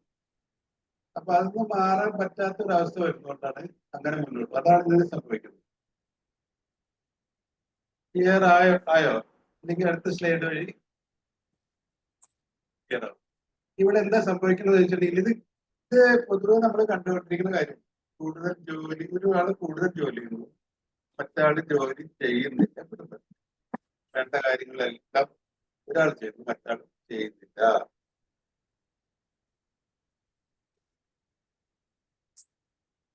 അതാണ് സംഭവം. അതിനെ കുറിച്ചാണ് ഇതിൽ പറയുന്നത്. ഇവിടെ ഒരു ബാലൻസിങ് പ്രോബ്ലം വരും. ആ സമയത്ത് ഭർത്താവ് ശരിക്കും അഡ്ജസ്റ്റ് ചെയ്ത് ഭയങ്കര അടിച്ചമർത്തും ഭാര്യനെ, ഡൗട്ട് ചെയ്ത് ആ രീതിയിൽ അതവിടെ നിൽക്കും. അതായത് എന്തെങ്കിലും പ്രതികരിച്ച് ഇങ്ങനെ അമിത ജോലിയുള്ള ഒരു ഭാര്യയ്ക്ക് ആ ജീവിതം മുന്നോട്ട് കൊണ്ടുപോകാൻ പറ്റാത്ത അവസ്ഥ വരും. അവര് എങ്ങനെയെങ്കിലും അവർക്ക് വയ്യാതെ വരുന്ന സമയത്ത് വേണമെങ്കിൽ അവർക്ക് പ്രതികരിക്കട്ടെ. അങ്ങനെ പ്രതികരിക്കുമ്പോൾ ആ പുരുഷ മേധാവിത്വത്തിന്റെ സ്വരത്തിൽ അതിന് ശക്തമായിട്ട് അടിച്ചു. അങ്ങനെ ഒരു കാര്യത്തിൽ നടക്കാം. വീണ്ടും ഇതൊരു ഡാൻസ്. നമുക്കറിയാം, ഈ അടിച്ചമർത്തല് ഷോക്കിംഗ് അല്ലാതെ തന്നെ പല രീതിയിലും പല കുടുംബങ്ങളും ഉണ്ടാവും. എന്നിട്ടായാലും അല്ലെ, എന്നിട്ടും വീണ്ടും അത് പഴയതുപോലെ തന്നെ ആയിട്ട് ആ നൃത്തം അങ്ങനെ അതുപോലെ ഇതൊരു വിഷ്യ സർക്കിളായിട്ട്, അതായത് വലയായിട്ട് തുടർന്നു പോകും. ഓക്കെ, ഇതില് നേരത്തെ പരസ്യ ഡിസ്റ്റൻസിൽ പറഞ്ഞ പോലല്ല എങ്ങനെ മാറ്റാന്നുള്ളത്. അതായത് ഇതിൽ കുറഞ്ഞ് ജോലി ചെയ്യുന്ന ഒരു പുരുഷനാണ് ഇവിടെ പറഞ്ഞത്. പുരുഷനായിരിക്കും ഈ രീതിയിൽ ജോലി കുറവ് ചെയ്ത് ഭാര്യ കുട്ടി എല്ലാ കുടുംബം മുഴുവൻ ഭാര്യ പുലർത്തും, ഭർത്താവിന് ഇതില്ലാതെ. ഓക്കെ. ആ ഭർത്താവ് ചിലപ്പോ പല രീതിയിലും അല്ലെ, അവന് ഈ പറഞ്ഞ രീതിയിലുള്ള ഇത് ഞാൻ വീണ്ടും വായിക്കുന്നില്ലത്. ആ രീതിയിലൊക്കെ അവസ്ഥ വന്നിട്ട് അവനൊരു മോശക്കാരനാണ്, സമൂഹത്തിന്റെ മുന്നിൽ മോശക്കാരനായിരിക്കും, വീട്ടിന്റെ അകത്തൊക്കെ മോശക്കാരനായിരിക്കും. ഇങ്ങനത്തെ ആളാണ് ഇങ്ങനെ പെരുമാറുന്നത്. അഡ്ജസ്റ്റ് ചെയ്തു പോകും ഭാര്യ. അങ്ങനെയാണ്. പിന്നെ ഇത് വേറൊരു കാര്യമാണ് കേട്ടോ. നേരത്തെ പറഞ്ഞത് ഇതിന്റെ വേറൊരു വകഭേദമാണ്, വേരിയന്റ് ആണ്. അത് തന്നെയാണ്, പക്ഷെ ഒരു വേരിയന്റ് ആണ്. അത് ഈ കൂടുതൽ ജോലി ചെയ്യുന്ന ആൾക്കാർക്ക് എപ്പോഴും കുടുംബത്തിന്റെ അകത്ത് സപ്പോർട്ട് കിട്ടും. അങ്ങനെ അതൊക്കെ ചെയ്യും. അങ്ങനെ എത്രത്തോളം അയാൾ കൂടുതൽ ജോലി ചെയ്യുന്നു അത്രത്തോളം ഈ ജോലി ചെയ്യാതെ മേരി കാണിച്ചെടുക്കുന്ന ആള് അത് അത്രത്തോളം കൂട്ടും. അങ്ങനെയുള്ള ഒരു നൃത്തമാണ് ഇവിടെ വരുന്നത്.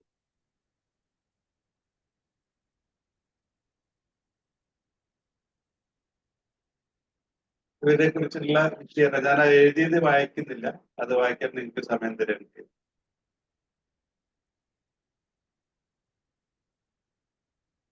ഈ അണ്ടർ ഫങ്ഷനായുള്ള ആൾക്കാരാണ് ഇവിടെ സ്വത്വത്തെ ത്യജിക്കുന്നത്. സ്വത്വം ഇല്ലാതെ, സ്വത്വം എവിടെയൊക്കെ സ്വത്വം ഇല്ലാതെ ആവുന്നത്, സെൽഫ് ഡീസെൽഫിങ് എന്ന് ഇവര് പറയുന്നുണ്ട്. എവിടെയൊക്കെ ഡീസെൽഫിങ് ഉണ്ടോ അവിടെ എല്ലാം ഇന്റിമസി പ്രോബ്ലംസ് ഉണ്ടായിരിക്കും, അടുപ്പുണ്ടായിരിക്കില്ല, പരസ്പരം അടുപ്പുണ്ടായിരിക്കില്ല. നേരത്തെ പെർസ്യൂ ചെയ്ത സമയത്ത് പെർസ്യൂവർ ഡിസ്റ്റൻസസിൽ പെർസ്യൂ ഭാര്യ ഭർത്താവിനെ പിന്തുടരുമ്പോൾ അവരുടേതായിട്ടുള്ള സ്വത്വം സെൽഫ് ഇല്ലാതാവുന്നത്, അവർക്ക് അസ്തിത്വമില്ല. അങ്ങനെ അവസ്ഥ. അങ്ങനെ വരുമ്പോൾ ഇന്റിമസി ഒരിക്കലും, അടുപ്പം ഒരിക്കലും ഉണ്ടാവില്ല. ഇനി ഇത് വേറൊരു നൃത്തമാണ്. ഒരാള് മടി പിടിച്ചിരിക്കും, മറ്റാള് മൂട് തള്ളും. എന്ത് ചെയ്യാനും ഭർത്താവ് അല്ലെ ഒരു മടിയനാണ് അല്ലെ, അല്ലെങ്കിൽ ഭാര്യ പൊതുവെ ഉണ്ടാവില്ലേ ഈ കാര്യം. ചില ചില ദുർലഭം കുടുംബങ്ങളിൽ അങ്ങനെ ഉണ്ടായിരിക്കും, മടി പിടിച്ചിരിക്കുന്ന ഭാര്യ വീട്ടുജോലി അടക്കം ചെയ്യുന്ന ഭർത്താവ് അങ്ങനെ ഉണ്ടാവും. പക്ഷെ മറിച്ചാണ് കൂടുതലുണ്ടാവുക സാധ്യത. ഇവിടെ നേരത്തെ പറഞ്ഞു ഇത് ഓരോ നേരത്തെ വളരെ വ്യക്തമായിട്ട് പറഞ്ഞു ചാക്രിയമാണ്, സർക്കുലറാണ് എല്ലാ കാര്യങ്ങളും, ചാക്രിയ നൃത്തമാണെന്ന്. അപ്പൊ ഇതിന് ഒരു പ്രകോപനം ഒരു പ്രതികരണം. ഈ മടി ഒരാൾക്ക് ഉണ്ടാകുന്നതിന് ഒരു പ്രകോപനം മറുഭാഗത്തു നിന്നുണ്ട്. അതെന്താ വെച്ചാൽ നേരത്തെ ഓവർ ഫങ്ഷനിങ്ങിന്റെ കാര്യം പറഞ്ഞു. കൂടുതൽ ജോലി ചെയ്യുന്ന വ്യക്തികളും കുറച്ച് ജോലി ചെയ്യുന്ന വ്യക്തികളും കുടുംബത്തിനകത്ത്. അപ്പൊ അത് കൂടുതൽ ജോലി ചെയ്യുന്നതുകൊണ്ട്, ഒരാൾ മറ്റൊരാളുടെ ജോലി കൂടുതൽ ചെയ്യുന്നതുകൊണ്ടാണ് മറ്റാൾക്ക് കൂടുതൽ മടി വരുന്നത്. അതാണ് സംഭവിക്കുന്നത്. എത്രത്തോളം ഈ അയാളെ പുഷ് ചെയ്യാൻ ശ്രമിക്കുന്നു, ഭാര്യയായാലും ഭർത്താവായാലും, അത്രത്തോളം ഉത്തരവാദിത്വം കുറഞ്ഞിട്ട് മടി കാണിക്കലായിരിക്കും വായിച്ചു. അയാളത്തിന്റെ അത് എങ്ങനെ മാറ്റാൻ കഴിയും എന്നുള്ളത് നമുക്ക് ആലോചിച്ചാൽ മനസ്സിലാവും. അപ്പൊ ഇങ്ങനെ ജോലിയെല്ലാം ചെയ്യേണ്ട ജോലിയെല്ലാം മാറ്റി വെച്ചിട്ട് ഒന്നിനും ഒരു ഉത്തരവാദിത്വം ഇല്ലാതെ നടക്കുന്ന ഭാര്യയായാലും ഭർത്താവായാലും ഉണ്ടായിരുന്നു. അവർക്ക് മറുഭാഗത്ത് ഇത്തരം പ്രതികരണങ്ങൾ സാധിക്കും. എന്നിട്ട് അവർക്ക് വേണ്ടി ജോലി ചെയ്യുന്ന ആൾക്കാരാണ് ഇവിടെ മറണിയും നൃത്തത്തിലും മാറുന്നത്. അതാണ് കുറച്ച് സമയം അവർക്ക് കൊടുക്കാം. ആദ്യം പറയാം ഇങ്ങനെ പോയി കഴിഞ്ഞാൽ ഞാൻ അഡ്ജസ്റ്റ് ചെയ്യാൻ കുഴപ്പമില്ലെന്ന് പറയാം. അതുപോലെ തന്നെ അയാള് മുഴുമിക്കാതെ വെച്ച കാര്യം മുഴുമിച്ചു കൊടുക്കാം, ഒക്കെ ചെയ്യാം. ദേഷ്യം വരാതൊക്കെ തന്നെ ചെയ്യാതെ അല്ലെ, സാധാരണ അത് ദേഷ്യം പിടിച്ചിട്ട് മുഴുമിക്കുക, ദേഷ്യം വരാതൊക്കെ തന്നെ ചെയ്യാം. പിന്നീട് അൾട്ടിമേറ്റം കൊടുക്കാം. ഈ ഒരവസ്ഥയില് എന്തായാലും കുടുംബത്തിന്റെ അകത്ത് കാര്യങ്ങൾ ചെയ്യാതെ മുന്നോട്ട് കൊണ്ടുപോകാൻ പറ്റില്ല. ഏതെങ്കിലും ഒരാൾക്ക് കൂടുതൽ ജോലി ചെയ്തിട്ട് ഈ കാര്യങ്ങൾ ചെയ്യേണ്ടതായിട്ട് തന്നെ വരും. കുട്ടികൾ ഇതിന് വളരെ മോശമായിട്ടാണ് ആയിരിക്കും കാണുന്നത്. അപ്പൊ ഇത്രയാണ് എനിക്ക് ഇതിനെ കുറിച്ച് ഈ വ്യത്യസ്ത കളികളെ കുറിച്ച് പറഞ്ഞു. ഈ മടി മൂടുതള്ളൽ അല്ലെങ്കിൽ പുഷ്, പ്രോകാസ്റ്റിനേറ്റ് ആൻഡ് പുഷ്, ഇതൊക്കെയാണ് അവർ പറയുന്ന ഈ പുസ്തകത്തിൽ പറയുന്ന ദമ്പതി നൃത്തങ്ങളുണ്ട്. എന്താണ് നമ്മൾ ചെയ്യേണ്ടത്? ഇതിനെ കുറിച്ച് ഒരു അവബോധം ഉണ്ടാകും. ഇതിന്റെ സമ്പ്രദായം, ഇതിന്റെ പ്രകോപനവും പ്രൊവോക്കിംഗ് ആൻഡ് റെസ്പോൺസ്, ഇതിന് നമ്മൾ മനസ്സിലാക്കിയ ഒരു പ്രതികരണം. ഒരു ഭാര്യ ഭർത്താക്കന്മാർ തമ്മിലുള്ള ഒരു എന്ത് ഇടപഴകലും എന്ത് കാര്യങ്ങളായാലും അതിന് ഒരു പ്രകോപനവും ഒരു പ്രതികരണവും, ഒരു പ്രൊവോക്കിംഗ് ആൻഡ് റെസ്പോൺസ്. അതുകൊണ്ട് തന്നെ ഇത് ചാക്രികമായിട്ടാണ്, സർക്കുലറായിട്ടാണ് എല്ലാം സംഭവിക്കുന്നത്. അപ്പൊ ഇതിന്റെ എങ്ങനെയാണെന്ന് മനസ്സിലാക്കണം, അതിനെക്കുറിച്ചുള്ള അവബോധം ഉണ്ടാക്കണം ആദ്യം. ഒരിക്കൽ അവബോധം ഉണ്ടാക്കി കഴിഞ്ഞാൽ ഞാൻ പറഞ്ഞു കഴിഞ്ഞാൽ ഇത് നിലനിർത്തുന്ന ചില ഘടകങ്ങളുടെ അപ്പൊ ആ കുറ്റപ്പെടുത്തൽ നൃത്തത്തിന്റെ കാര്യത്തിൽ ഞാൻ പറഞ്ഞു, അത് നിലനിർത്തുന്ന ഘടകം അത് ഞാൻ വിശദീകരിച്ചു പറഞ്ഞു. അതെന്താണ്? മറ്റൊരാൾ മാറ്റണം എന്ന് ആഗ്രഹിച്ച് മുന്നോട്ട് പോകുന്നതാണ് ആ നൃത്തം അവിടെ നിലനിർത്തുന്നത്. അപ്പൊ അതാണ് തകർത്തെറിയേണ്ടത്. ആരാണ് കൂടുതൽ ബുദ്ധിമുട്ട് അനുഭവിക്കുന്നത്, ആർക്കാണത് മാറ്റം ആഗ്രഹിക്കുന്നത്, അയാൾ സ്വയം മാറണം, ചിന്തയിലേക്ക് കൊണ്ടുപോകണം എന്നിട്ട് നേരത്തെ പറഞ്ഞ പോലെ ഈ നൃത്തത്തിന്റെ സ്റ്റെപ്പ് മാറ്റിയിട്ട് ഇപ്പൊ ഏകദേശം ഓരോ സ്റ്റെപ്പുകളെ കുറിച്ച് ഒരു ധാരണ വന്നു കാണും. ആദ്യത്തെ പെർസ്യൂവറിംഗ് നിർത്തുക, അമിത വൈകാരികത, അതുപോലെ അമിത പ്രതികരണം, ഇത് രണ്ടും നിർത്തുക, ഇതാണ് സ്റ്റെപ്പ് മാറ്റം. ഇങ്ങനെ ഓരോ കാര്യത്തിൽ ഇപ്പൊ കാര്യങ്ങൾ ഒരു ക്ലാരിറ്റി കിട്ടി കാണുമെന്നാണ് വിചാരിക്കുന്നത്. ഇതിൽ ഞാൻ രണ്ടാമത് പറഞ്ഞൊരു കാര്യം, ഞാൻ പറയുന്ന ഫോളോ ചെയ്യുന്നുണ്ടോ എല്ലാവരും? ഞാനില്ല ഫോളോ ചെയ്യുന്നുണ്ടെന്ന് ഇല്ലെങ്കിൽ പ്രതികരിക്കണം അല്ലേ? ഭാര്യ ഭർത്താവോ, ഭാര്യ ഭർത്താവിനെ മാറ്റാതെ ഭർത്താവ് ഭാര്യനെ മാറ്റാനും ശ്രമിക്കുകയാണെങ്കിൽ സ്വന്തം കാര്യത്തിൽ അവർ പിന്നോട്ട്, അതാ സംഭവിക്കുക. നമ്മൾ നമ്മുടെ കാര്യത്തിലേക്ക് നമ്മൾ സ്വയം മാറുന്നതിനെ കുറിച്ച്, നമ്മളുടെ കാര്യങ്ങളെ നോക്കുന്നത്, അതിനെ കുറിച്ചുള്ള ശ്രദ്ധ നമ്മൾ വരും. രണ്ടാമത് പറഞ്ഞൊരു കാര്യം വളരെ പ്രധാനമാണ്. നമ്മുടെ മൂല കുടുംബത്തിലെ പ്രശ്നങ്ങൾ പരിഹരിച്ചാലേ നല്ല ദാമ്പത്യ ബന്ധത്തിൽ നിൽക്കൂ എന്നാണ് ഞാൻ പറയുന്നത്. പ്രത്യേകിച്ച് സ്വന്തം അമ്മയുമായുള്ള പ്രശ്നം, കോൺഫ്ലിക്റ്റ്, സംഘർഷം ഉണ്ടെങ്കിൽ അത് പരിഹരിക്കണം എന്നാണ് പറയുന്നത്. എന്താണ് അതിന്റെ അടിസ്ഥാനം? അത് നിസ്സാര കാര്യമാണ്. ഇപ്പോ പലരും ചോദിക്കാറുണ്ട്, അമ്മയുടേതായിട്ടുള്ള കോൺഫ്ലിക്റ്റ് ഉണ്ടെങ്കിൽ അത് പരിഹരിക്കാതെ നടക്കുന്ന ദാമ്പത്യ ബന്ധങ്ങളില്ലേ? ഇതാണ് ഇപ്പൊ വലിയ മൂലകുടുംബത്തിന്റെ പ്രശ്നം. മൂലകുടുംബം എന്ന് വ്യക്തമാണല്ലോ അല്ലെ? മൂലകുടുംബം എന്ന് പറഞ്ഞാൽ നമ്മൾ ആദ്യം ഏത് കുടുംബത്തിലായിരുന്നു അതാണ്. അതിന് ശേഷം നമ്മളൊരു വിവാഹം കഴിച്ച് വേറൊരു കുടുംബം ഉണ്ടാക്കും. ആ കുടുംബത്തിന്റെ കാര്യം നമ്മൾ വിവാഹം കഴിച്ചുണ്ടായ കുടുംബത്തിന്റെ കാര്യത്തെ കുറിച്ചാണ് ദാമ്പത്യ ബന്ധത്തിനെ കുറിച്ച് പറയുന്നത്. അപ്പോ ഓരോ ദമ്പതികൾക്കും ഓരോ മൂലകുടുംബമുണ്ട്.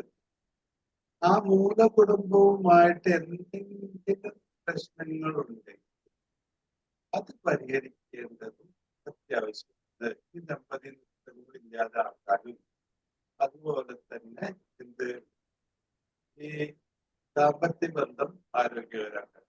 എന്തുകൊണ്ടാണ് ഇങ്ങനെ പറയുന്നത്? പറയാൻ ആർക്കെങ്കിലും പ്രതികരിക്കാമോ? നിസ്സാര കാര്യമാണ് ഞാൻ പറഞ്ഞത്, പക്ഷെ വളരെ വലിയ കാര്യമായിട്ടാണ് ഇതിനെ ഞാൻ മുന്നോട്ട് വയ്ക്കുന്നത്. മൂലകുടുംബങ്ങളിലെ പ്രശ്നങ്ങൾ പരിഹരിക്കും, അതായത് പ്രത്യേകിച്ച് സ്വന്തം അമ്മയായിട്ട് എന്തെങ്കിലും പ്രശ്നം പരിഹരിക്കണം. അതിന്റെ കാരണം എന്താ? ആർക്കെങ്കിലും കോൺട്രിബ്യൂട്ട് ചെയ്യാറ്, എന്നാലേ നല്ല ദാമ്പത്യ ബന്ധം ഉണ്ടാകും എന്ന് ഞാൻ പറയും. എന്ന് ഞാനല്ല പറയുന്നത്, ഈ സൈക്കോളജിസ്റ്റാണ് പറയുന്നത്.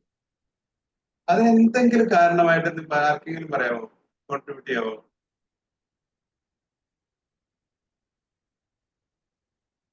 എഴുതിയിട്ടുണ്ട്, ഞാനിതിൽ എഴുതിയിട്ടുണ്ട്. അത് വായിച്ചാൽ ഈ റിലേഷൻഷിപ്പിന്റെ കാര്യമാണ്.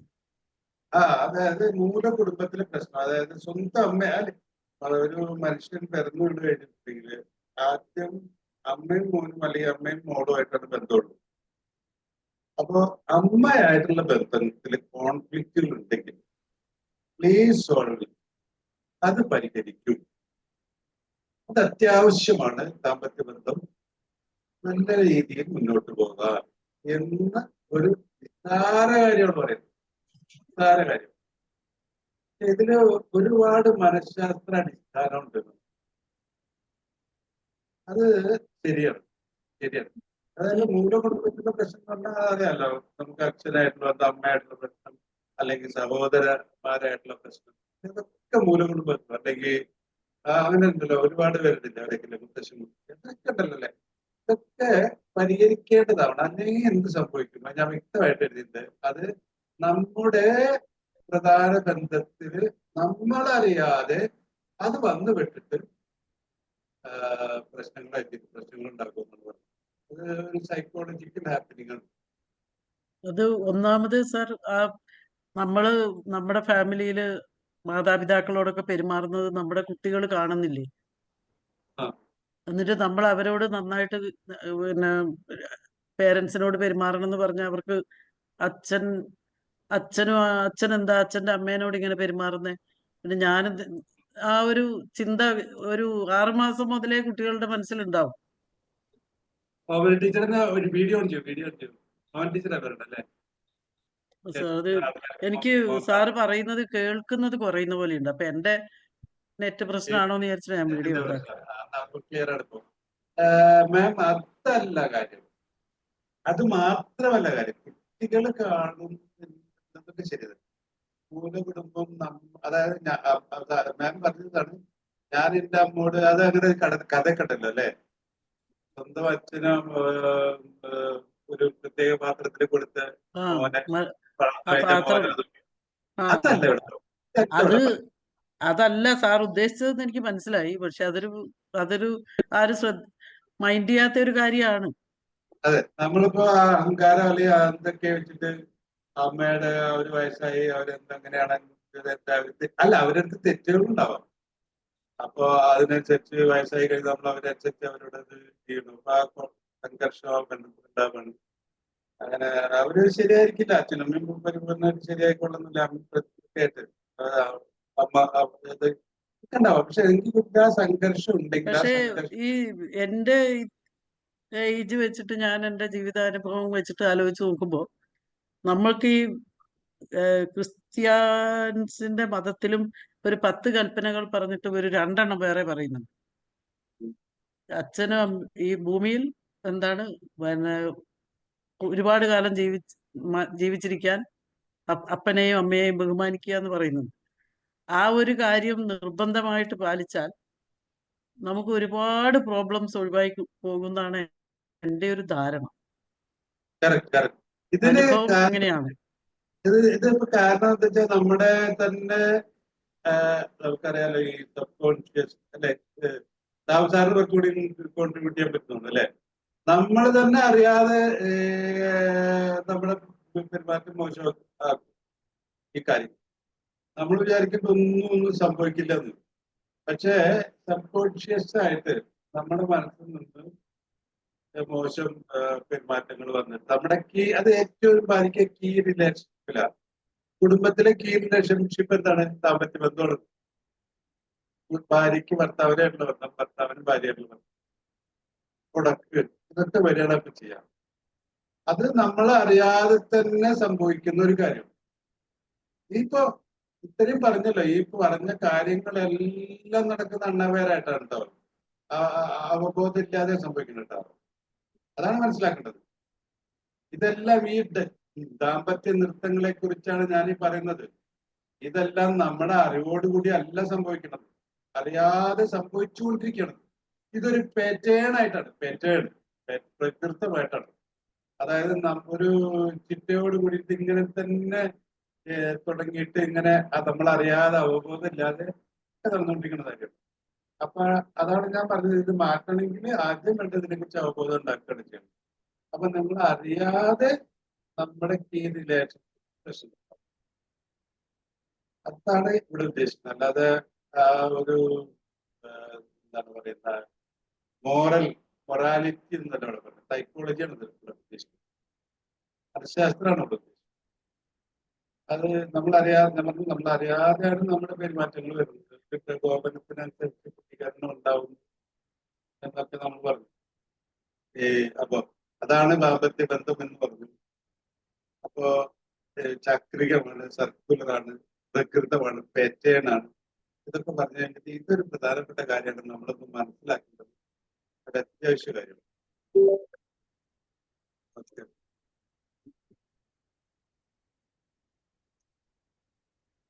ക്ലാരിറ്റി വന്നിട്ടുണ്ടായിരിക്കുന്നു വിചാരിക്കുന്നു. ഞാൻ അടുത്ത സ്ലൈഡിലേക്ക് പോകും. ഓക്കെ. അപ്പോ ഇത് ആരോഗ്യകരമാണെങ്കിൽ ഓപ്പൺ കമ്മ്യൂണിക്കേഷൻസ് വേണം, എംപതി വേണം, ഭാര്യ ഭർത്താവിന്റെ ആവശ്യങ്ങളും പരിപൂർണമായിട്ട് പൂർത്തീകരിക്കാൻ തയ്യാറാകണം. അതുപോലെ തന്നെ അനാരോഗ്യകരമായിട്ടുള്ള കാര്യങ്ങളിൽ എപ്പോഴും സംഘർഷങ്ങളുണ്ടായിരിക്കും. അതുപോലെ തന്നെ പരസ്പരം വെറുപ്പുണ്ടായിരിക്കും, അകർച്ചയുണ്ടായിരിക്കും. അനാരോഗ്യകരമുള്ള കാര്യങ്ങളെ കുറിച്ച് ഞാൻ പറഞ്ഞു. ആരോഗ്യകരമാകുന്നത് ഒരു പുതിയ സ്റ്റെപ്പ് എടുക്കും. അത് ഏത് സ്റ്റെപ്പാണ്, ആരാണ് സ്റ്റെപ്പ് എടുക്കുന്നതെന്നെല്ലാം ഞാൻ വിശദീകരിച്ചിട്ടുണ്ടായിരുന്നു. മേലെ ഞാൻ 2 നൃത്തങ്ങളെ കുറിച്ച് കൂടി പറഞ്ഞിട്ടുണ്ട്. തൽക്കാലം നമുക്ക് എടുക്കണ്ട. അത് സെയിം തന്നെയാണ്, വലിയ വ്യത്യാസമില്ലാത്ത കാര്യമാണ്. അപ്പൊ അതിൽ പോയിട്ട് ഈ നല്ല ആശയവിനിമയമാണ് ആവശ്യം. ദാമ്പത്യ ബന്ധം വളരണം. ഇതിനെക്കുറിച്ച് ഞാൻ കൂടുതൽ വിശദീകരിക്കുന്നുണ്ടായിരുന്നു. പരസ്പരം അത് എമ്പതി, ഒരാൾ മറ്റൊരാളുടെ സ്ഥാനത്ത് ചിന്തിച്ചിട്ട് കാര്യങ്ങളെ കാണുകയാണ്. അപ്പൊ അത് ഒരു ഓർഡർ അതിഥികൾ ഉണ്ടായിരിക്കുക. ഞാൻ പറഞ്ഞു, ഒരു പ്രശ്നം ഉണ്ടെങ്കിൽ അതില് അടയിരിക്കരുത്. അറിയാതെയാണ് നമ്മൾ പറഞ്ഞു അൺഅവെയർ ആയിട്ടാണ് കാര്യങ്ങൾ സംഭവിക്കുന്നത് എന്നൊക്കെ പറഞ്ഞു കഴിഞ്ഞിട്ടുണ്ട്. അപ്പൊ അതിനൊരു മറ്റൊരാളുടെ, ഒരു തേർഡ് പാർട്ടിയുടെ സഹായം ആവശ്യം. തെറാപ്പിസ്റ്റിന്റെ സഹായം ഇല്ലാതെ അവയർനെസ് നമ്മൾ എത്തില്ല. അതുകൊണ്ട് തന്നെ ഒരു പ്രൊഫഷണൽ ചികിത്സയ്ക്ക് പഠിക്കുകയും ചെയ്യണം.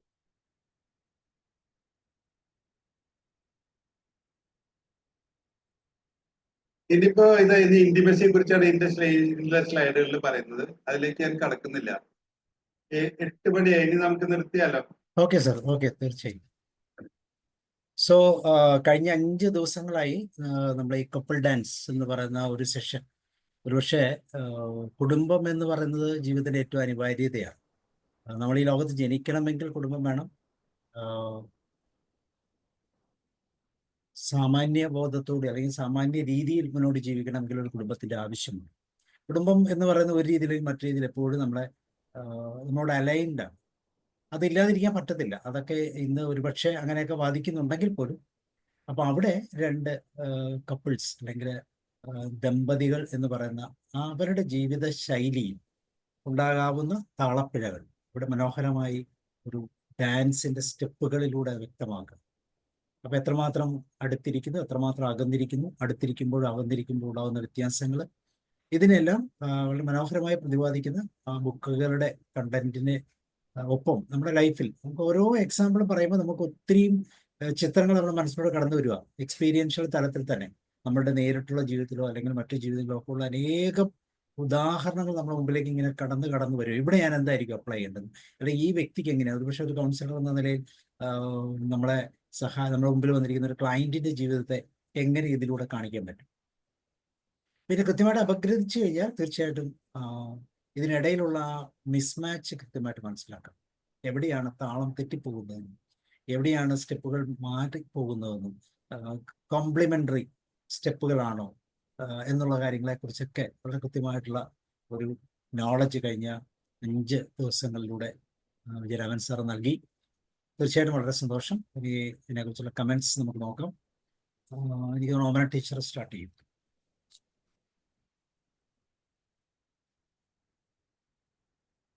സർ, ഈ അച്ഛനും അമ്മയും എന്ന് പറഞ്ഞാല്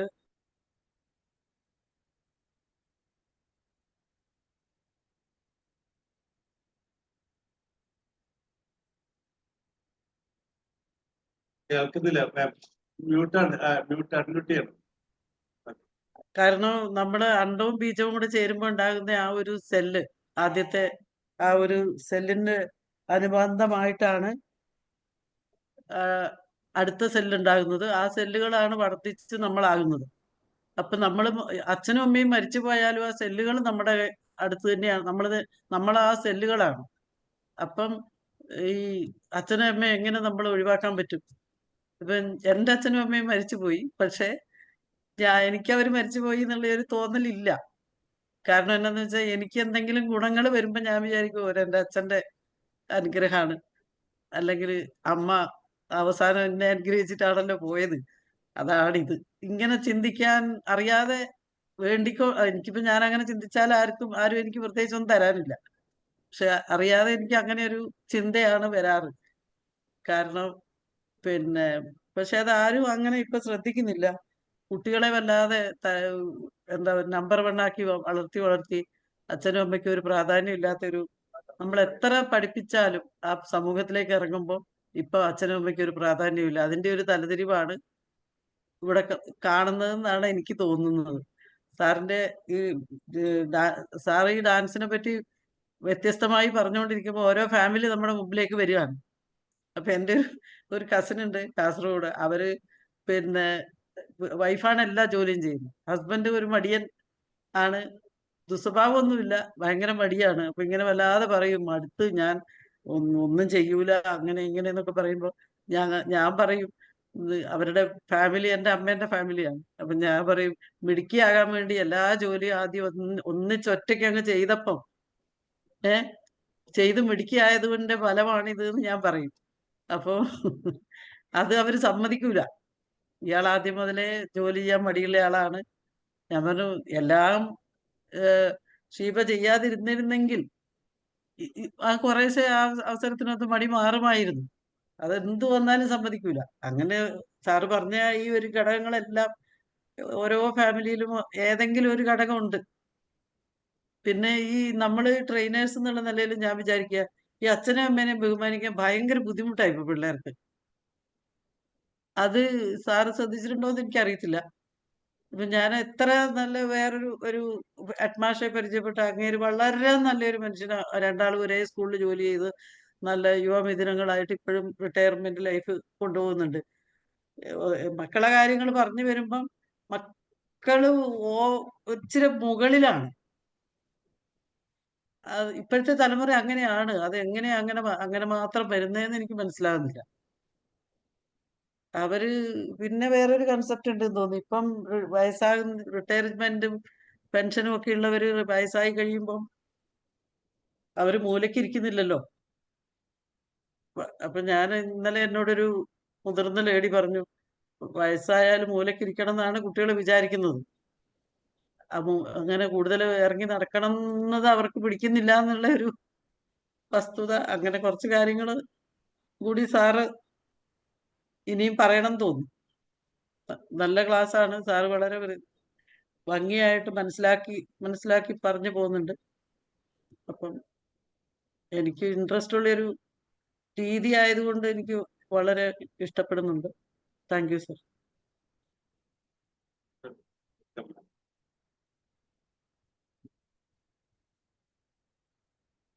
ഓക്കെ മാം, താങ്ക് യു. വേറെ ഇനി ആരാ? George sir, Royce sir? ഇന്ന് പിന്നെ സാബു സാറിന് ഇന്നല്ലേ പ്രോഗ്രാം? എനിക്ക് ക്ലാസ് ഉണ്ടോ? എനിക്ക് ഉടനെ ഇറങ്ങും. റോയ്സ് സാറോട് പറഞ്ഞോണ്ട്. റോയ്സ് സാറാണ് കുട്ടി. ഈ കപ്പിൾ ഡാൻസിലെ 3 ഭാഗങ്ങൾ സാർ പറഞ്ഞു. അതായത് ഡിസ്റ്റൻസറും പെർസ്യൂവറും അതുപോലെ തന്നെ ഡിസ്റ്റൻസറും 3 കാര്യങ്ങളും മനസ്സിലായി ഡാൻസിന്റെ കാര്യങ്ങൾ. പക്ഷേ ഞാൻ ഇതിനെക്കുറിച്ച് പറയുമ്പോൾ അത് പരിഹരിക്കാനുള്ള മാർഗങ്ങളെ കുറിച്ചുള്ള ഒരു ഗൈഡ് ലൈൻസും കൂടെ സാറിനോട് കിട്ടുമെന്നാണ് ഞാൻ പ്രതീക്ഷിച്ചിരുന്നത്. ഏതായാലും ഡിസ്റ്റൻസർ പെർസ്യൂവർ ആയിട്ടുള്ള കാര്യങ്ങൾ വളരെ ഇതായിട്ട് എനിക്ക് മനസ്സിലായി. കാരണം പെർസ്യൂവിങ് റെഡ്യൂസ് ചെയ്യുക, അതുവഴി അത് നേരെയൊക്കെ എടുക്കാൻ പറ്റുന്ന കാര്യം എനിക്ക് മനസ്സിലായി. പക്ഷേ ഈ മറ്റു 2 കാര്യങ്ങളിലും ഇപ്പോൾ ഓമന ടീച്ചർ പറഞ്ഞ പോലെ ഇങ്ങനൊരു വിഷയം പേരൻ്റൽ ഇത് പറയുമ്പോൾ തന്നെ നമുക്ക് തന്നെ ഇങ്ങനെ പ്രശ്നം വരുമ്പോൾ ആലോചിച്ച് നോക്കിക്കഴിഞ്ഞാൽ ഇന്ന രീതിയിൽ അത് മാറ്റാൻ കഴിഞ്ഞിട്ടുണ്ടല്ലോ മറ്റൊരാൾക്ക് എന്നുള്ള രീതിയിൽ നമുക്കത് കണ്ടുപിടിക്കാൻ പറ്റും. അതല്ലാതെ അങ്ങനെയാണ് ഇതിനകത്തൊരു ഇത് കാണുന്നത്. അപ്പോൾ ഇപ്പോൾ ഓൺ ടീച്ചർ പറഞ്ഞ ഒരു കാര്യം ശരിയാണ്, ഒരു പ്രായമായി കഴിഞ്ഞാൽ ഇതൊന്നും ശരിയാവുകയില്ല. അതുകൊണ്ട് യങ്സ്റ്റേഴ്സിൻ്റെ ഒരു സപ്പോർട്ട് ഉണ്ടെങ്കിൽ മാത്രമേ ആവുകയുള്ളൂ എന്ന് അവർ തീരുമാനിക്കുന്നു. എന്നാൽ പേരൻസിനെ സംബന്ധിച്ച് അങ്ങനെയല്ല, ഇതൊക്കെ കൊണ്ടുപോകാൻ പറ്റും, ഇന്നതുപോലെയാണ് കൊണ്ടുപോകേണ്ടത് എന്നൊരു ഐഡിയയും കാണും. പക്ഷേ അത് തമ്മിൽ ഒരിക്കലും ഒരുമിച്ച് പോകാത്ത ഒരു സ്റ്റേജ് ഉണ്ട്, പലയിടത്തും ഞാൻ ശ്രദ്ധിച്ചിട്ടുണ്ട്. അപ്പോൾ ഏതായാലും ഈ ഒരു കപ്പിൾ ഡാൻസ് എന്ന് പറയുന്നത് ഒത്തിരി കാര്യങ്ങൾ ഇതുപോലെയുള്ള ഇത് മനസ്സിലാക്കാനും അത് അനുഭവത്തിൽ നിന്നും ഒരു കൗൺസിലിംഗ് എക്സ്പീരിയൻസിലും ഒക്കെ ഞാൻ കുറേ അതിലൂടെ പോകാൻ പറ്റുന്നുണ്ട്. അപ്പോൾ ഞാൻ ഇതിനകത്തുനിന്ന് കാണുന്നത് സാർ ഓരോന്നിനും ഒരു പ്രത്യേക പരിഹാര മാർഗം ആ ബുക്കിലൂടെ പറഞ്ഞിട്ടുണ്ടെങ്കിൽ അതൊന്ന് റിവീൽ ചെയ്യുന്നത് നന്നായിരിക്കുമെന്ന് എനിക്ക് തോന്നുന്നത്. സാർ ഓരോന്നിനെ കുറിച്ച് പറയുന്നുണ്ടെങ്കിൽ ഓരോ ക്ലാസ് വേണം സാർ. ഞാന് പൊതുവായിട്ട് പറഞ്ഞിട്ടുണ്ടായിരുന്നു. ഇതിപ്പോ നമ്മുടെ 5 സെഷനിലെത്തി. ഡിസ്റ്റൻസ് വളരെ ഭംഗിയായിട്ട് സാർ എക്സ്പ്ലെയിൻ ചെയ്തു. അത് ക്ലിയർ ആയിട്ടൊരു കാരണം ഒരു ഇത് ഉണ്ടായി വന്നു. പക്ഷെ ഇത് നമ്മൾ ഇങ്ങനെ പോകുമ്പോൾ അതിനൊരു ഒരു കൺക്ലൂഷൻ എത്താൻ പറ്റാത്ത ഒരു സ്റ്റേജ് ആയിരിക്കും. ഇനിയുള്ള ഇതിൽ മാറുമായിരിക്കും. എന്നാലും അല്ല, ഒരുപാടാകുമ്പോ ബോറടിക്കില്ലേ സാറേ? അത് ഞാൻ ഉദ്ദേശിച്ചത്. ഇതിന് പൊതുവായിട്ടുള്ളൊരു ഇതുണ്ട്. പൊതുവായിട്ടുള്ളൊരു ഗൈഡ് ലൈൻ വെച്ചാൽ മതിയല്ലോ. ആദ്യം ഞാൻ ക്ലിയർ ആയിട്ട് പറഞ്ഞു. അതായത് ആർക്കാണോ ഒരാൾ മറ്റൊരാളെ മാറ്റാൻ ശ്രമിക്കാതെ സ്വയം, ആ ഒരു ഫിലോസഫി സാർ, സ്വയം മാറുക. അത് ഒന്ന്. രണ്ടാമത്തെ കാര്യം, ആർക്കാണ് കൂടുതൽ ബുദ്ധിമുട്ട്? പർസ്യൂവർ ഡിസ്റ്റൻസിൽ പർസ്യൂവർക്കാണ് ബുദ്ധിമുട്ട്, സ്ത്രീക്കാണ് അവിടെ ബുദ്ധിമുട്ടുള്ളത്. സ്ത്രീയല്ല കൂടുതൽ, അല്ലെ? പിന്നെ പ്രോകാസ്റ്റിനേഷൻ പുഷ്, അതിനൊരു കാര്യം ഞാൻ പറഞ്ഞു. ഈ പ്രോകാസ്റ്റിനേഷൻ പുഷില് മടി, ടീച്ചറൊക്കെ പറഞ്ഞു അങ്ങനെ ഒരാള് ഉണ്ട് അടുത്തറിയുന്നൊക്കെ പറഞ്ഞു. ഇതില് മടിയുള്ളവനല്ല ബുദ്ധിമുട്ട്, മറ്റാൾക്കാ ബുദ്ധിമുട്ട്. അപ്പൊ മറ്റാളാണ് മാറേണ്ടത്. അപ്പൊ മോഹൻ ടീച്ചർ വളരെ വ്യക്തമായിട്ട് പറയുകയും ചെയ്തു, അയാൾക്ക് വേണ്ടി പണി ചെയ്തിരുന്നുകൊണ്ടാണ് മറ്റാൾ മടിയനാവുന്നത്. അപ്പൊ ക്ലിയർ ആയോ റോയ് സാർ? ആരാണോ കൂടുതൽ ബുദ്ധിമുട്ടുന്നത് ആ വ്യക്തി മാറണം. പിന്നെ മൂന്നാമത്തെ ഒരു കാര്യം ഞാൻ പറഞ്ഞത്, ഈ ഓവർ ഫങ്ഷണർ അല്ലെങ്കിൽ കൂടുതൽ ജോലി ചെയ്യുന്നവരും കുറഞ്ഞു ജോലി ചെയ്യുന്നവരായിട്ടുള്ള രണ്ട് ഭർത്താവും ഭാര്യമാരുടെ ഏതെങ്കിലും ഒരാള്. അപ്പോ ഈ കൂടുതൽ ജോലി ചെയ്യുന്നത് കൊണ്ടാണ് മറ്റാൾ കുറവ് ജോലി ചെയ്യുന്നത്. മടിയുടെ അതുപോലെ തന്നെയാണ്, പ്രോകാസ്റ്റിനേഷൻ പുഷിന്റെ അത് തന്നെയാണ്, ആ രീതി തന്നെ അത് ഇവിടെ വരുന്നത്. അപ്പൊ ഈ കൂടുതൽ ജോലി ചെയ്യുന്നപ്പോ നേരത്തെ ഓമന ടീച്ചർ പറഞ്ഞ പോലെ സ്വന്തം വീട്ടിൽ നിന്ന് കിട്ടിയ സ്വഭാവമാണ്. ഇതൊക്കെ എങ്ങനെയാണ് ആവർത്തനമാണ് അങ്ങനെ വരുന്നത്, തലമുറകളുടെ ആവർത്തനങ്ങളായിട്ടാണ് വരുന്നത്. അപ്പോ ഈ കൂടുതൽ ജോലി ചെയ്യുന്ന ആളാണ് അവിടെ മാറേണ്ടത്. അവരാണ് കൂടുതൽ ബുദ്ധിമുട്ടുന്നത്. രണ്ടാമത്, അല്ലെ? ക്ലിയർ അല്ലേ സാറേ? കൂടുതൽ ജോലി ചെയ്യുന്ന എൻജോയ് ചെയ്യുക ആ വ്യക്തി. അതെ, ആയിരുന്നു സാർ. അദ്ദേഹത്തിന്റെ കുടുംബത്തിലെ പണ്ടത്തെ അവസ്ഥ അത് തന്നെയായിരുന്നു. അച്ഛൻ അങ്ങനെയായിരുന്നു ചെയ്തത്, അല്ലെങ്കിൽ അമ്മ അങ്ങനെയായിരുന്നു, ആ രീതിയിൽ അതായിരുന്നു.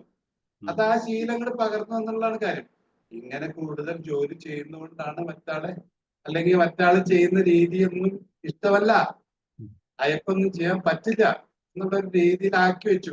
ഞാൻ അങ്ങനെ അതിന് കുറെ വിശദീകരണം എഴുതിയിട്ടുണ്ടായിരുന്നു. അസുരവിത്ത്, അല്ലെ, കുഴിമടിയൻ, അങ്ങനെ പല പല പേരും പറഞ്ഞിട്ട് സമൂഹവും ഒക്കെ ആളൊക്കെയായിട്ട് അത്ര മനുഷ്യരെ ഒതുക്കുന്നുണ്ട്.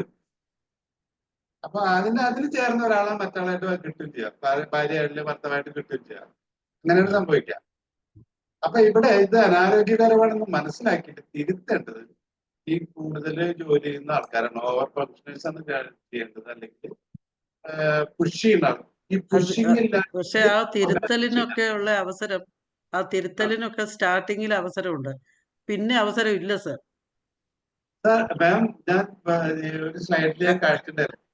എന്താ കാരണം എന്നറിയോ? കാരണം ഇതിങ്ങനെ അങ്ങോട്ട് പിന്നെ സ്റ്റബേൺ ടൈപ്പിലേക്ക് എത്തിപ്പോയി. ഇനി മാറ്റാൻ പറ്റുമോ? അതെ എന്ന് പറഞ്ഞല്ലോ മാം. ഞാൻ പറഞ്ഞിട്ടുണ്ടായിരുന്നു ആ ഒരു കാര്യം എങ്ങനെ ഇത് ഇല്ലാതാക്കണ്ടെന്നുള്ള ഒരു സ്ലൈഡിൽ കാണിച്ചിട്ടുണ്ടായിരുന്നു. അതിൽ 4ാമത്തെ കാര്യം, ഒറ്റയ്ക്ക് പറ്റില്ലത്, ഒരു തെറാപ്പിസ്റ്റിന്റെ സഹായം വേണം. മാം പറഞ്ഞ പോലെ സ്റ്റബോണായി സ്റ്റക്കായി.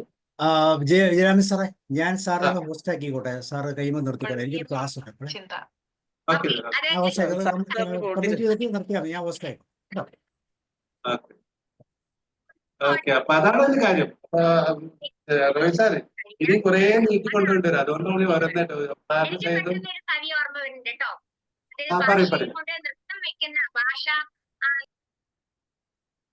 ആരെങ്കിലും പറയുന്നുണ്ടോ? ഈ ഒരു കാര്യത്തിന് വേണ്ടിയിട്ട് ആരും തെറാപ്പിസ്റ്റിന്റെ അടുത്തൊന്നും പോവില്ല. എന്താ കാരണം എന്ന് വെച്ചിട്ടുണ്ടെങ്കിൽ ഈ തെറാപ്പിസ്റ്റിന്റെ അടുത്തുനിന്ന് പോകുന്നത് ഒരു പിന്നെ ഒളിച്ചും ഒക്കെ പോകേണ്ട ഒരു കാര്യമാണ്. അത് ഇപ്പോഴും അങ്ങനെ തന്നെയാണ്. അപ്പൊ അതിനുവേണ്ടി ഒന്നും തെറാപ്പിസ്റ്റിന്റെ അടുത്തൊന്നും പോവില്ല. ആദ്യം ഇങ്ങനെ നാടകം കളിച്ചവര് അത് ആ നാടകം കളിച്ച് തന്നെ അവസാനിപ്പിക്കുകയുള്ളൂ. ഞാൻ കല്യാണം കഴിച്ച് വന്ന ഉടനെ എന്നോട് ഹസ്ബൻഡ് ഇസ്തിരി ഇട്ട് തരുമോന്ന് ചോദിച്ചു. അപ്പൊ ഞാൻ പറഞ്ഞു, എനിക്ക് ഈ ഷർട്ടൊന്നും ഇസ്തിരി ഇടാൻ അറിയില്ല, ഞാൻ എങ്ങനെ ഇസ്തിരി ഇട്ടിട്ടില്ല എന്ന് പറഞ്ഞു. അതുകൊണ്ട് ഇന്നേ വരെ എനിക്ക് ഇസ്തിരി ഇടേണ്ടി വന്നിട്ടില്ല. അന്ന് ഞാൻ ആദ്യം ചോദിച്ചപ്പോ ഇസ്തിരി ഇട്ടിരുന്നെങ്കിൽ ഇന്നും ഞാൻ ഇസ്തിരി ഇടേണ്ടി വരുമായിരുന്നു. അതാണ് അത്. പിന്നെ അങ്ങനെ കുറച്ച് കാര്യങ്ങളുണ്ട്. എൻ്റെ ആ ഒരു കസിനാണ്. അവര് അവര് ഭയങ്കരമായിട്ട് ജോലി ചെയ്യും. ഈവൻ റബ്ബർ വെട്ടിക്കൊണ്ടുവന്നാല് അതിന്റെ പുകപ്പരയിൽ കയറുന്നത് പോലും പെണ്ണാണ്. സാധാരണ പിന്നെ ആണുങ്ങൾ ചെയ്യേണ്ട പണി മുഴുവൻ ഈ പെണ്ണുങ്ങളാ ചെയ്യുന്നത്. പിന്നെ പശുവിനെ കറക്കാൻ നേരത്ത് പിന്നെ തൊഴുത്ത് വൃത്തിയാക്കി പശുവിനെ കുളിപ്പിച്ച് പിന്നെ പുകയും ഇട്ട് കൊടുത്താലാണ് അയാൾ ഇവിടെ വന്നിരുന്നിട്ട് ഇങ്ങനെ ഒന്ന് കറക്കുക. എൻ്റെ അടുത്തെക്കാരുമായിരുന്നെങ്കിൽ പണ്ടേ വിവരം അറിഞ്ഞേനെ. അത് തുടക്കത്തിൽ ഇവരെന്റെ അമ്മ വീട്ടിലെയാണ്. അപ്പം ആ ഞാൻ പറഞ്ഞു, നിങ്ങളെ ഇന്ന വീട്ടുപേരല്ലേ, നിങ്ങൾ മിടുക്കിയാകാൻ വേണ്ടി തുടക്കത്തിൽ എല്ലാം അങ്ങ് ചെയ്ത് മിടുക്കിയായി, ഇനി ജീവിതകാലം മുഴുവൻ മിടുക്കിയായിട്ട് അവിടെ ഇരുന്നോളാൻ പറയും. ഞാൻ അന്ന് ചെയ്തില്ലെങ്കിൽ ഇവിടെ എത്തൂലായിരുന്നു, അങ്ങനെയായിരുന്നു ഇങ്ങനെയായിരുന്നു, പിന്നെ ഞാൻ ചെയ്യാതിരുന്നിരുന്നെങ്കിൽ ഇവിടം വരെ എത്തുമായിരുന്നോ, ജീവിക്കണ്ടേ എന്നൊക്കെ പറഞ്ഞങ്ങ് ഒഴിയലാണ്. അവർക്കൊരിക്കലും ബോധ്യപ്പെടൂല അവരാദ്യം ചെയ്യാതിരുന്നിരുന്നെങ്കിൽ എന്ന് അവരൊരിക്കലും ചിന്തിക്കൂല. അത് ചിന്തിച്ചിട്ട് വേണമല്ലോ മറ്റേ തെറാപ്പിസ്റ്റിന്റെ അടുത്ത് അതിനെപ്പറ്റി ആലോചിക്കാൻ. ആദ്യം മുതലേ ശരിക്കും ഒരു പിന്നെ ശ്രദ്ധയോടെ ജോലികൾ പങ്കിട്ട് എടുക്കേണ്ടതുണ്ട്. പിന്നെ ഓഫീസിൽ പോകുന്നതും സമയത്ത് തിരിച്ച് വീട്ടിൽ വന്ന് സഹായിക്കാത്തതും ഒക്കെ ഓരോ ശീലങ്ങളാണ്. അതൊന്നും നമുക്ക് മാറ്റിയെടുക്കാൻ പറ്റൂല. പക്ഷെ അവർക്ക് ചെയ്തു കൊടുക്കുന്ന ജോലികൾ ഇസ്തിരി ഇട്ടും കൂടി കൊടുക്കുന്നുണ്ടായിരുന്നു. ഞാൻ ചോദിച്ചു, നിങ്ങൾക്ക് വട്ടുണ്ടോ, നിങ്ങൾ എന്തിനാ ഈ ഇസ്തിരി ഇട്ട് കൊടുക്കുന്നത്? പിന്നെ അത് അറിയാതെ ചെയ്തു പോകും. ഇത്രയും കാലം ചെയ്തില്ലേ. അതാണ് പ്രകോപനം മാം. അതാണ് ഞാൻ പറയുന്നത്, പ്രൊവോക്കിങ്. അങ്ങനെ ചെയ്യുന്നതുകൊണ്ടാണ് മറ്റാൾ ഇങ്ങനെ ചെയ്യണമെന്നുള്ളത്. ഇങ്ങനെ ചെയ്യുന്നത് അത് പറഞ്ഞാൽ അവർ അതെ. ഒരിക്കലും വിശ്വസിക്കൂല. വിശ്വസിച്ചിട്ട് വേണമല്ലോ തെറാപ്പിസ്റ്റിന്റെ അടുത്തൊന്ന് പോകാൻ.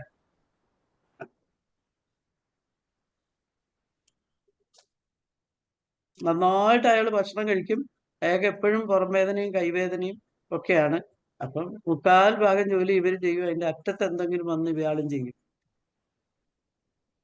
അങ്ങനെ ഈ ജോലി കുറവ് ചെയ്യുന്ന ആൾക്കാർക്ക് എന്തെങ്കിലുമൊക്കെ ഒരു കുറ്റം പുള്ളി അത് സ്വീകരിക്കുന്നുണ്ട്. മറ്റുള്ളവരത് എങ്ങനെയാണെന്ന് പറയും ചെയ്യും. അതാണ് അങ്ങനെ അങ്ങ് മുന്നോട്ട് പോകട്ടെ. പക്ഷെ അതിലൊരു കാര്യമില്ല. പക്ഷെ ആള് പക്ഷെ വേറെ ഒരു ദുസ്വഭാവവും ഇല്ല, വളരെ നീറ്റാണ്. അപ്പൊ നമ്മൾ സമാധാനിപ്പിക്കും. ദുസ്വഭാവങ്ങൾ ഉണ്ടായിരുന്നെങ്കിൽ എന്ത് ചെയ്തേനെ, അങ്ങനെ ഇങ്ങനെ എന്നൊക്കെ പറഞ്ഞ് സമാധാനിച്ച് ജീവിക്കുമല്ലാതെ വേറെ ഇനി മാർഗമില്ല.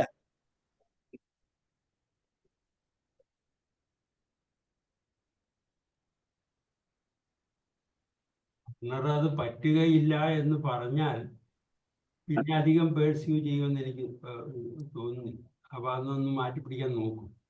നേരെ മറിച്ച് അത് സന്തോഷത്തോടെ ചെയ്ത് പോകുമ്പോൾ പിന്നെ അത് മാറ്റാൻ പറ്റൂല. അവരൊറ്റയ്ക്ക് സ്വന്തം അയാള് കുറച്ച് പതുക്കെ ആയിരിക്കും ചെയ്യുന്നുണ്ടാവുക. പതുക്കെ ചെയ്ത് ഞാൻ കേട്ടിട്ടുണ്ട്, സ്റ്റാഫ് റൂമിൽ ഇരുന്ന് ടീച്ചർമാര് ഹസ്ബൻഡ് അടുക്കളയിൽ വന്ന് എന്തെങ്കിലും ചെയ്യാൻ വന്നാല് അവിടെ മുഴുവൻ വൃത്തികേടാക്കും, അങ്ങനെയാക്കും, പിന്നെ എനിക്ക് ഇരട്ടി പണിയാണ്, അതാണ് ഇതാണ് എന്നൊക്കെ പറഞ്ഞ് കുറ്റം പറയും. അതുപോലെ അവര് ചെയ്യുന്ന ഇവര് ചെയ്താലേ ഇഷ്ടപ്പെടും. അപ്പൊ പിന്നെ എന്ത് ചെയ്യും, ഹസ്ബൻഡ് ചെയ്യാതിരിക്കേണ്ടി വരും. അത് ഇത് തന്നെയാ സാർ മാം. ഇത് തന്നെയാണ് over functioning dance. Over functioning ആണ് ഇപ്പൊ ഞാന് എനിക്ക് കൂടുതൽ ജോലി ചെയ്തേ കൊള്ളു, എന്നാലേ എനിക്ക് അംഗീകാരം കൊള്ളൂ എന്നുള്ളൊക്കെ തോന്നലാണ്. ജോലി ചെയ്തേ ഒക്കൂ, അതാണ് എന്റെ ജീവിതം, അല്ലെങ്കിൽ എനിക്ക് ഞാൻ ഭാര്യ ആവില്ല.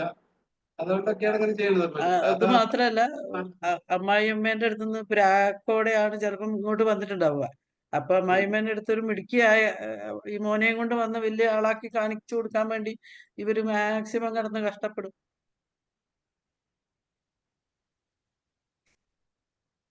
അതുപോലെ തന്നെ ഇത് കണ്ടിന്യൂസ് ആയിട്ടുണ്ട് സർ.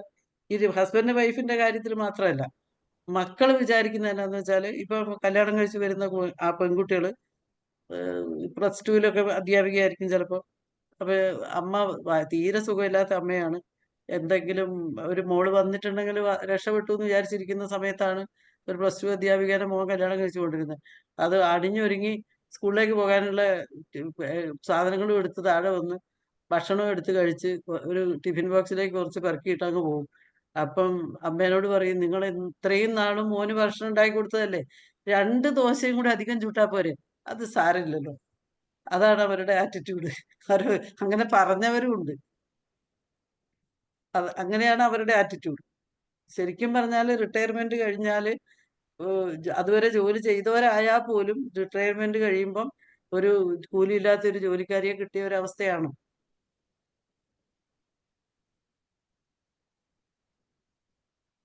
ഇത് ഈ ഡാൻസുകളൊന്നും അങ്ങനെ പെട്ടെന്നൊന്നും മാറൂല.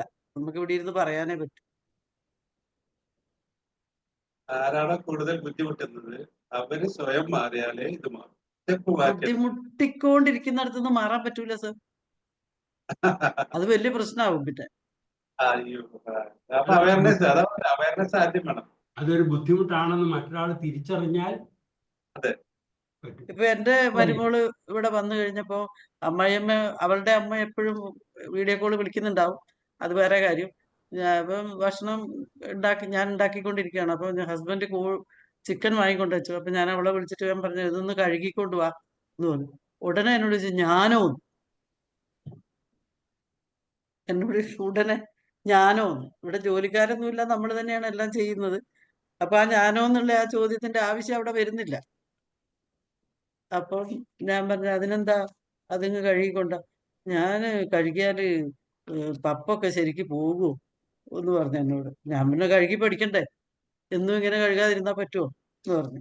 അപ്പൊ എൻ്റെ ഉള്ളിലൊരു ദേഷ്യം തോന്നിയിരുന്നു. അപ്പൊ ഞാൻ കഴുകി കൊണ്ടുവന്ന് വെച്ചു. അപ്പൊ ഞാൻ അതിൽ നിന്നൊരു പപ്പ എടുത്ത് കാണിച്ചു കൊടുത്തു. എന്തായാലും ഞാൻ അതിൽ നിന്നൊരു പപ്പ എടുത്ത് കാണിച്ചു കൊടുത്തു. ഇന്നലെ എന്നോട് പറഞ്ഞു, അതുകൊണ്ടാണ് ഞാൻ പറഞ്ഞത് ഞാൻ കഴുകണ്ട. ഞാൻ പറഞ്ഞ ഇതും കൂടി ഇല്ലാത്ത രീതിയിൽ കഴുകി പഠിക്കണം എന്ന് പറഞ്ഞു. എനിക്ക് ഇഷ്ടപ്പെടാഞ്ഞുകൊണ്ടാണ് ഞാൻ ആ പപ്പ എടുത്ത് കാണിച്ചു കൊടുത്തത്. അത് നമ്മള് നേരത്തെ പെർഷ്യൂവറിൽ പറഞ്ഞ പോലെ ഓവറായിട്ട് വൈകാരികമായിട്ട് ദേഷ്യത്തിൽ പറയുന്നത് ശരിയായ രീതിയിൽ കറക്റ്റ് ആയിട്ട് പറഞ്ഞു കഴിഞ്ഞിട്ട് അങ്ങനെ നമ്മൾ സ്വയം മാറിക്കഴിഞ്ഞാൽ മറ്റൊരു മാറും ചെയ്യും, ദാമ്പത്യ ബന്ധം നന്നാവും ചെയ്യും, കുടുംബം നന്നാവും ചെയ്യും. അതാണ് മനസ്സിലാക്കേണ്ടത്. അപ്പൊ അങ്ങനെ പക്ഷെ അത് പറഞ്ഞിട്ട് കാര്യമില്ല. പിന്നെ ഈ ഇപ്പോഴത്തെ ഒരു ഒറ്റ പെൺകുട്ടീനെയൊക്കെ വളർത്തുന്ന അമ്മമാര് ആ രാവിലെ ഉച്ചയ്ക്ക് 4 മണിക്കും 3 മണിക്കും ഒക്കെ ഫോൺ ഇങ്ങനെ ചെയ്തുകൊണ്ടിരിക്കും. നീ എന്താണ് ചെയ്യുന്നത്, അത് ചെയ്യണ്ട, ഇത് ചെയ്യണ്ട, പിന്നെ അവര് വേണമെങ്കിൽ ചെയ്യട്ടെ എന്നൊക്കെ ഇങ്ങനെ പറഞ്ഞുകൊണ്ടിരിക്കും. അപ്പം ഇവരൊരു റെഡിമെയ്ഡ് ജീവിതമാണ് ഇവിടെ വന്നിട്ട് ജീവിക്കുക. അവർ പേഴ്സണലായിട്ടല്ല ഇവിടെ നിൽക്കുന്നത്, അമ്മയുടെ ഒരു ഡയറക്ഷനിലാണ് ഇവിടെ നിൽക്കുക.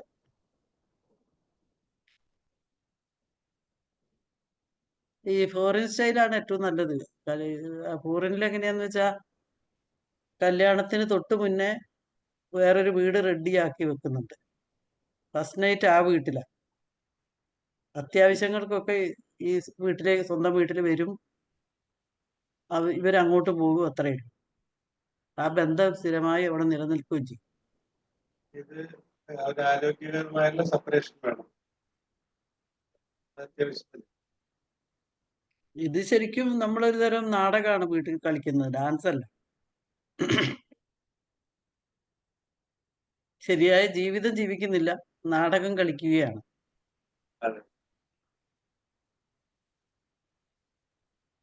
റോഹിത് സാർ, ഇനി ആർക്കെങ്കിലും പറയാനുണ്ടോ നോക്കട്ടെ.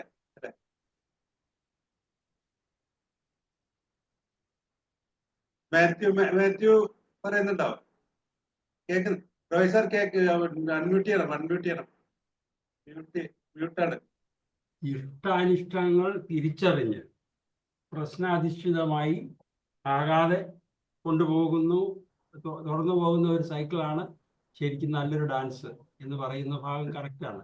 പക്ഷേ അത് ആദ്യം തന്നെ ഇഷ്ടാനിഷ്ടങ്ങൾ വളരെ സൗമ്യമായ രീതിയിൽ പ്രൊവോക്കേറ്റീവ് അല്ലാതെ തിരിച്ചറിയാനുള്ള ഒരു അവസരം ഉണ്ടാക്കി കൊടുക്കണം. രണ്ടുപേർക്കും നല്ല റോളായിരുന്നു.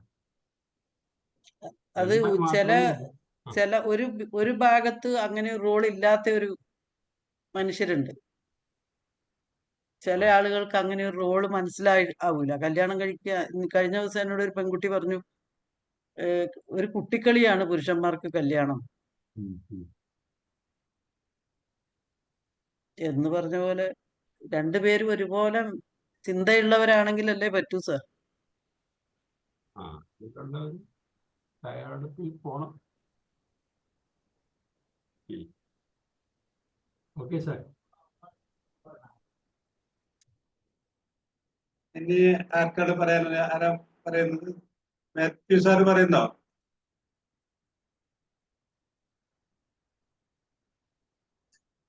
കേൾക്കുന്നില്ലല്ലേ?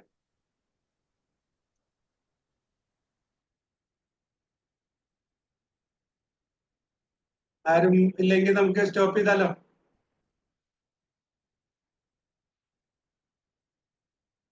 സ്റ്റോപ്പ് ചെയ്യാം സർ.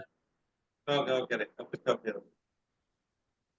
സാബു സാറിന് അവിടെ കോമ്പറ്റീഷൻ ഉള്ള സാറിന് വേറെ ക്ലാസ് ഉണ്ടായിരുന്നു പറയുന്നു. ആ സ്റ്റോപ്പ് ചെയ്യാണ് കേട്ടോ. ഉം. ഓക്കെ.